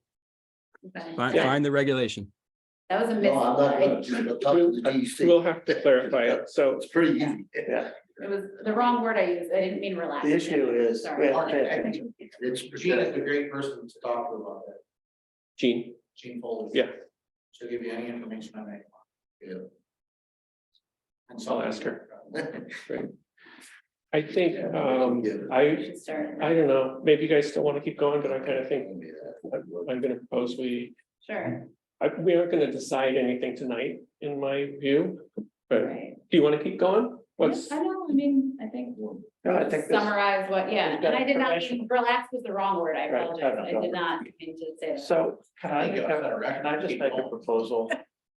I mean, we've been trying to, we're now trying to do this in the wake of 2-hour That's true. preface. It's almost impossible. I think in order for us to do this systematically and sanely, we're gonna need to do it in separate meetings, I'm afraid. Yeah. So one proposal that I have, if it works for people, would be to do it. Let's say every other Tuesday night, since the zoning commission had that slot in the room, and I don't know if that would work for people, but I think would work for I think me? it's the only way we're gonna be able to do this. That's a good Well, idea. I think it would be good. Kate, I have scouts on Tuesday night. I could meet before. what's before? Oh, I don't know, Scouts is in Ellis Hollow from 7 till 8:30. I could miss, one a month, but like every other week is a little pushing it. That's a lot, yeah. Do we want to meet from 5 to 7? Something like that, or is that too awful? John Nagel would probably. That's not good for you. It would be Yeah. okay if there was a Zoom option, like if I was, Well, I sure, could But zoom that's- in. I mean, I won't be home at 5, but I can stay in my office. as long as we have the quorum, sure. Right. No, that's fine. We obviously need to do it. I mean, I think tonight was an exception because of the public hearing. Yeah. But, I mean. I do too. I can't make the second Tuesdays of the month. But That's a big, it's not, Tuesday's unless we do something it, like unless we before. do it at 5, You can't make the second I Tuesday, cannot make the second Tuesday. so we could do it. After 7, We could conceivably after 7. yeah, if we wanted to do 5 to 6:30, and I can make it. Well, it sounds like that would work for Kate too. Yeah, what's That your- work for you, right? time constraint? You're occupied when? Second. Sorry? Tuesday after 7, After 7. so, but I'd be willing to. So if we did it the first and third Tuesdays. Legally. But then we've got, and then town board. the first- Yeah, we don't want next to do night. that. The third Tuesday. Oh, I meant the second and fourth. I was thinking the Yeah. second and fourth. John Nagel would be a good man too, for the water. Yeah. So that would work if we did it, All of us are if we did it high-paid earlier, right? town board officials with our pensions being elite. Well, Sorry. We're doing our very best. So did we come, are we landing on second and fourth Tuesday? Second and fourth. Second and fourth? At what time? And are we gonna try to do it in the 5 to 7 hour? I think that we have to, right? Kate, 5 to 7? Yes, that works. 5 to 7? Yep. Okay, So that means we would meet next Tuesday. Yes. Oh, at shit, I 5. can't. I can't come next Tuesday. There's always gonna be those though, so we just gotta. Yeah, you're being taped. yeah, next Tuesday. Tuesday is the only time because we didn't have anything scheduled. Right. I had to schedule a work thing at 5. Oh, okay. Yeah. Kate, do you wanna meet at 7 next? Are you available at 7? On the 9th, you're talking about? Yeah. You Yeah, guys- that works. No, wait, at what time? Well, Tim's occupied at 5. I was wondering about, would you want to sacrifice your scouts next Tuesday? Not sacrifice your scouts. Just one time. Sacrifice my scouts. At 7? 7? All right, Catherine's gonna blow up a map. Yeah. How are we? You know, Doesn't sound good. it doesn't sound good. I'm going backpacking with them on the 12th. So No, that would be a little tricky to try to I have people agree. how to organize them without me there. I mean, because I'm taking the lead on the trip. We're gonna have to wait till the following Tuesday. yeah, I think so. Which is the. But that'll be 2 weeks beyond that, 3 weeks out. Yeah. So we'll, The 23rd? Or the 16th? Well, we have a board meeting on the 17th, Right. so question is, I mean, what's on that agenda? Like, can we just devote that to we this? we can devote, I think, another, hour or two or whatever we're up Because to. we don't have major stuff We don't have what? other than this, like, could we devote the meeting and then, like, do we want to meet before then or just meet there? See how much we got done and then schedule Yeah, well, I think, yeah, after so that, I don't know. I guess I think at this point, I think we should meet 2 weeks out on Wednesday. On our board meeting. Regular schedule, okay, And yeah, we'll schedule a good, that'll be the meeting. Okay. I don't see why not. I can't think of anything else. I have a resolution to add health insurance provisions to the employee handbook and maybe invite Steve Nicholson to give us an EMC report. That's what I have. So, Could we wait on the EMC report until the following yeah, month? we can wait. Would we have anything on the highway facilities, maybe in 2 weeks? Maybe, Yeah. maybe, I hope so. But, that shouldn't be. yeah, huge. that could be a part of it, Yeah, so. I think if we can keep our meetings to 3 hours, I think at least I get a little brain dead every 3 hours. Well, I agree totally with that. I'm ready to go through the language then, so like, it's basically pages 64. The bottom of page 64 through page 68. Okay, we'll review that. That's your Well, recommendation. I mean, because it seems like philosophically, we're all very much in agreement. It sounds like we're very much in agreement, like this is super important. We are on board with it, like it caused a whole, just name it, like it caused a kind of kerfuffle. And like, we just need to clarify like what is or isn't going to be onerous for people. Right, can we do it in a way that achieves the goals with Drinking water quality. moderate impact on people's lives? And I mean, like I've always said, I mean, I see this advantage of this is to keep me from doing something where it's gonna be harmful to me as well Right. down the lines, but But you wouldn't do anything that way anyway. Well, we don't- It's the absent, uninterested party that comes in, does something and leaves and it's no longer small. well, so, okay, so, I think we have a plan, so we'll discuss further at our next meeting, probably,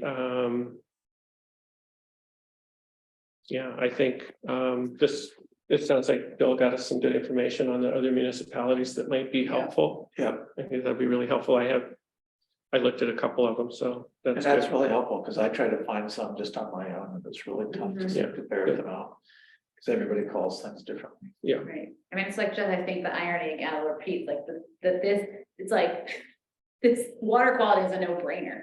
In terms of what impacts people the most, and like, Mhm. that we can't be individualistic about water. Like, I Right. think we are in agreement about that, and so it's an opportunity, but I just will say publicly, it's like, this is interesting that this is the thing that has caused so much consternation. So we just need to make it really clear. Well, and it has to People, do with like- practical anxieties. So Yeah. that if somebody Mhm. says so many feet. I mean, a couple of times in these hearings, one time in particular, somebody presented a map of their property. I drove by the property and they'd never be able to build on the property anyway, Right, because the property's all full. right, So it was a philosophical Exactly. issue. But on the other hand, I mean, I'm quite ready and willing to try to moderate things according to Of course. reality, Great, okay. So let's move along. So, did people get a chance to review the minutes from April 19th? Yes. Any comments for Jesse? Thanks. Hey, I have a question. So this won't pertain now, but if we do Tuesday meetings, I mean, we have to keep Jesse in mind Yeah. here too. So, I'm asking. yeah, well, that's what I think we should do, Do what? get help. Yeah, So or I Jesse was doesn't have wondering to if we come. could do a thing like for the zoning commission, you know, Gene or somebody else just kept minutes. Could we keep our own minutes, just the action items? Or can we just record it? Well, we can record it Then too. somebody has to transcribe it. Yeah, but they have transcription services. But I mean, the action items would be, okay, we decided 65 feet, blah, blah, blah. There's rules, I gotta look at. Let's figure it out, because we, We'll figure it we want to pay attention to that, of course. Yeah, that's great. Thank you. So I mentioned I won't invite Steve for the next meeting. So I haven't mentioned it yet, so. And I just realized that today when I was answering a question for Cliff, that the health insurance that we changed, it didn't get into the employee handbook, so I want to Make it official. make it official by resolution and get it in there, so. Any other thoughts for the next meeting? Certainly, and then I think this is a meaty item. We bought the truck already. So we don't have that. Yeah. Great, okay. Can I adjourn the meeting? Yes. I'll offer a motion to adjourn. Second. Seconded by Tim, all in favor? Aye. Aye. Thank you, everybody. Night, everybody. Good night, Kate. You recognize those people?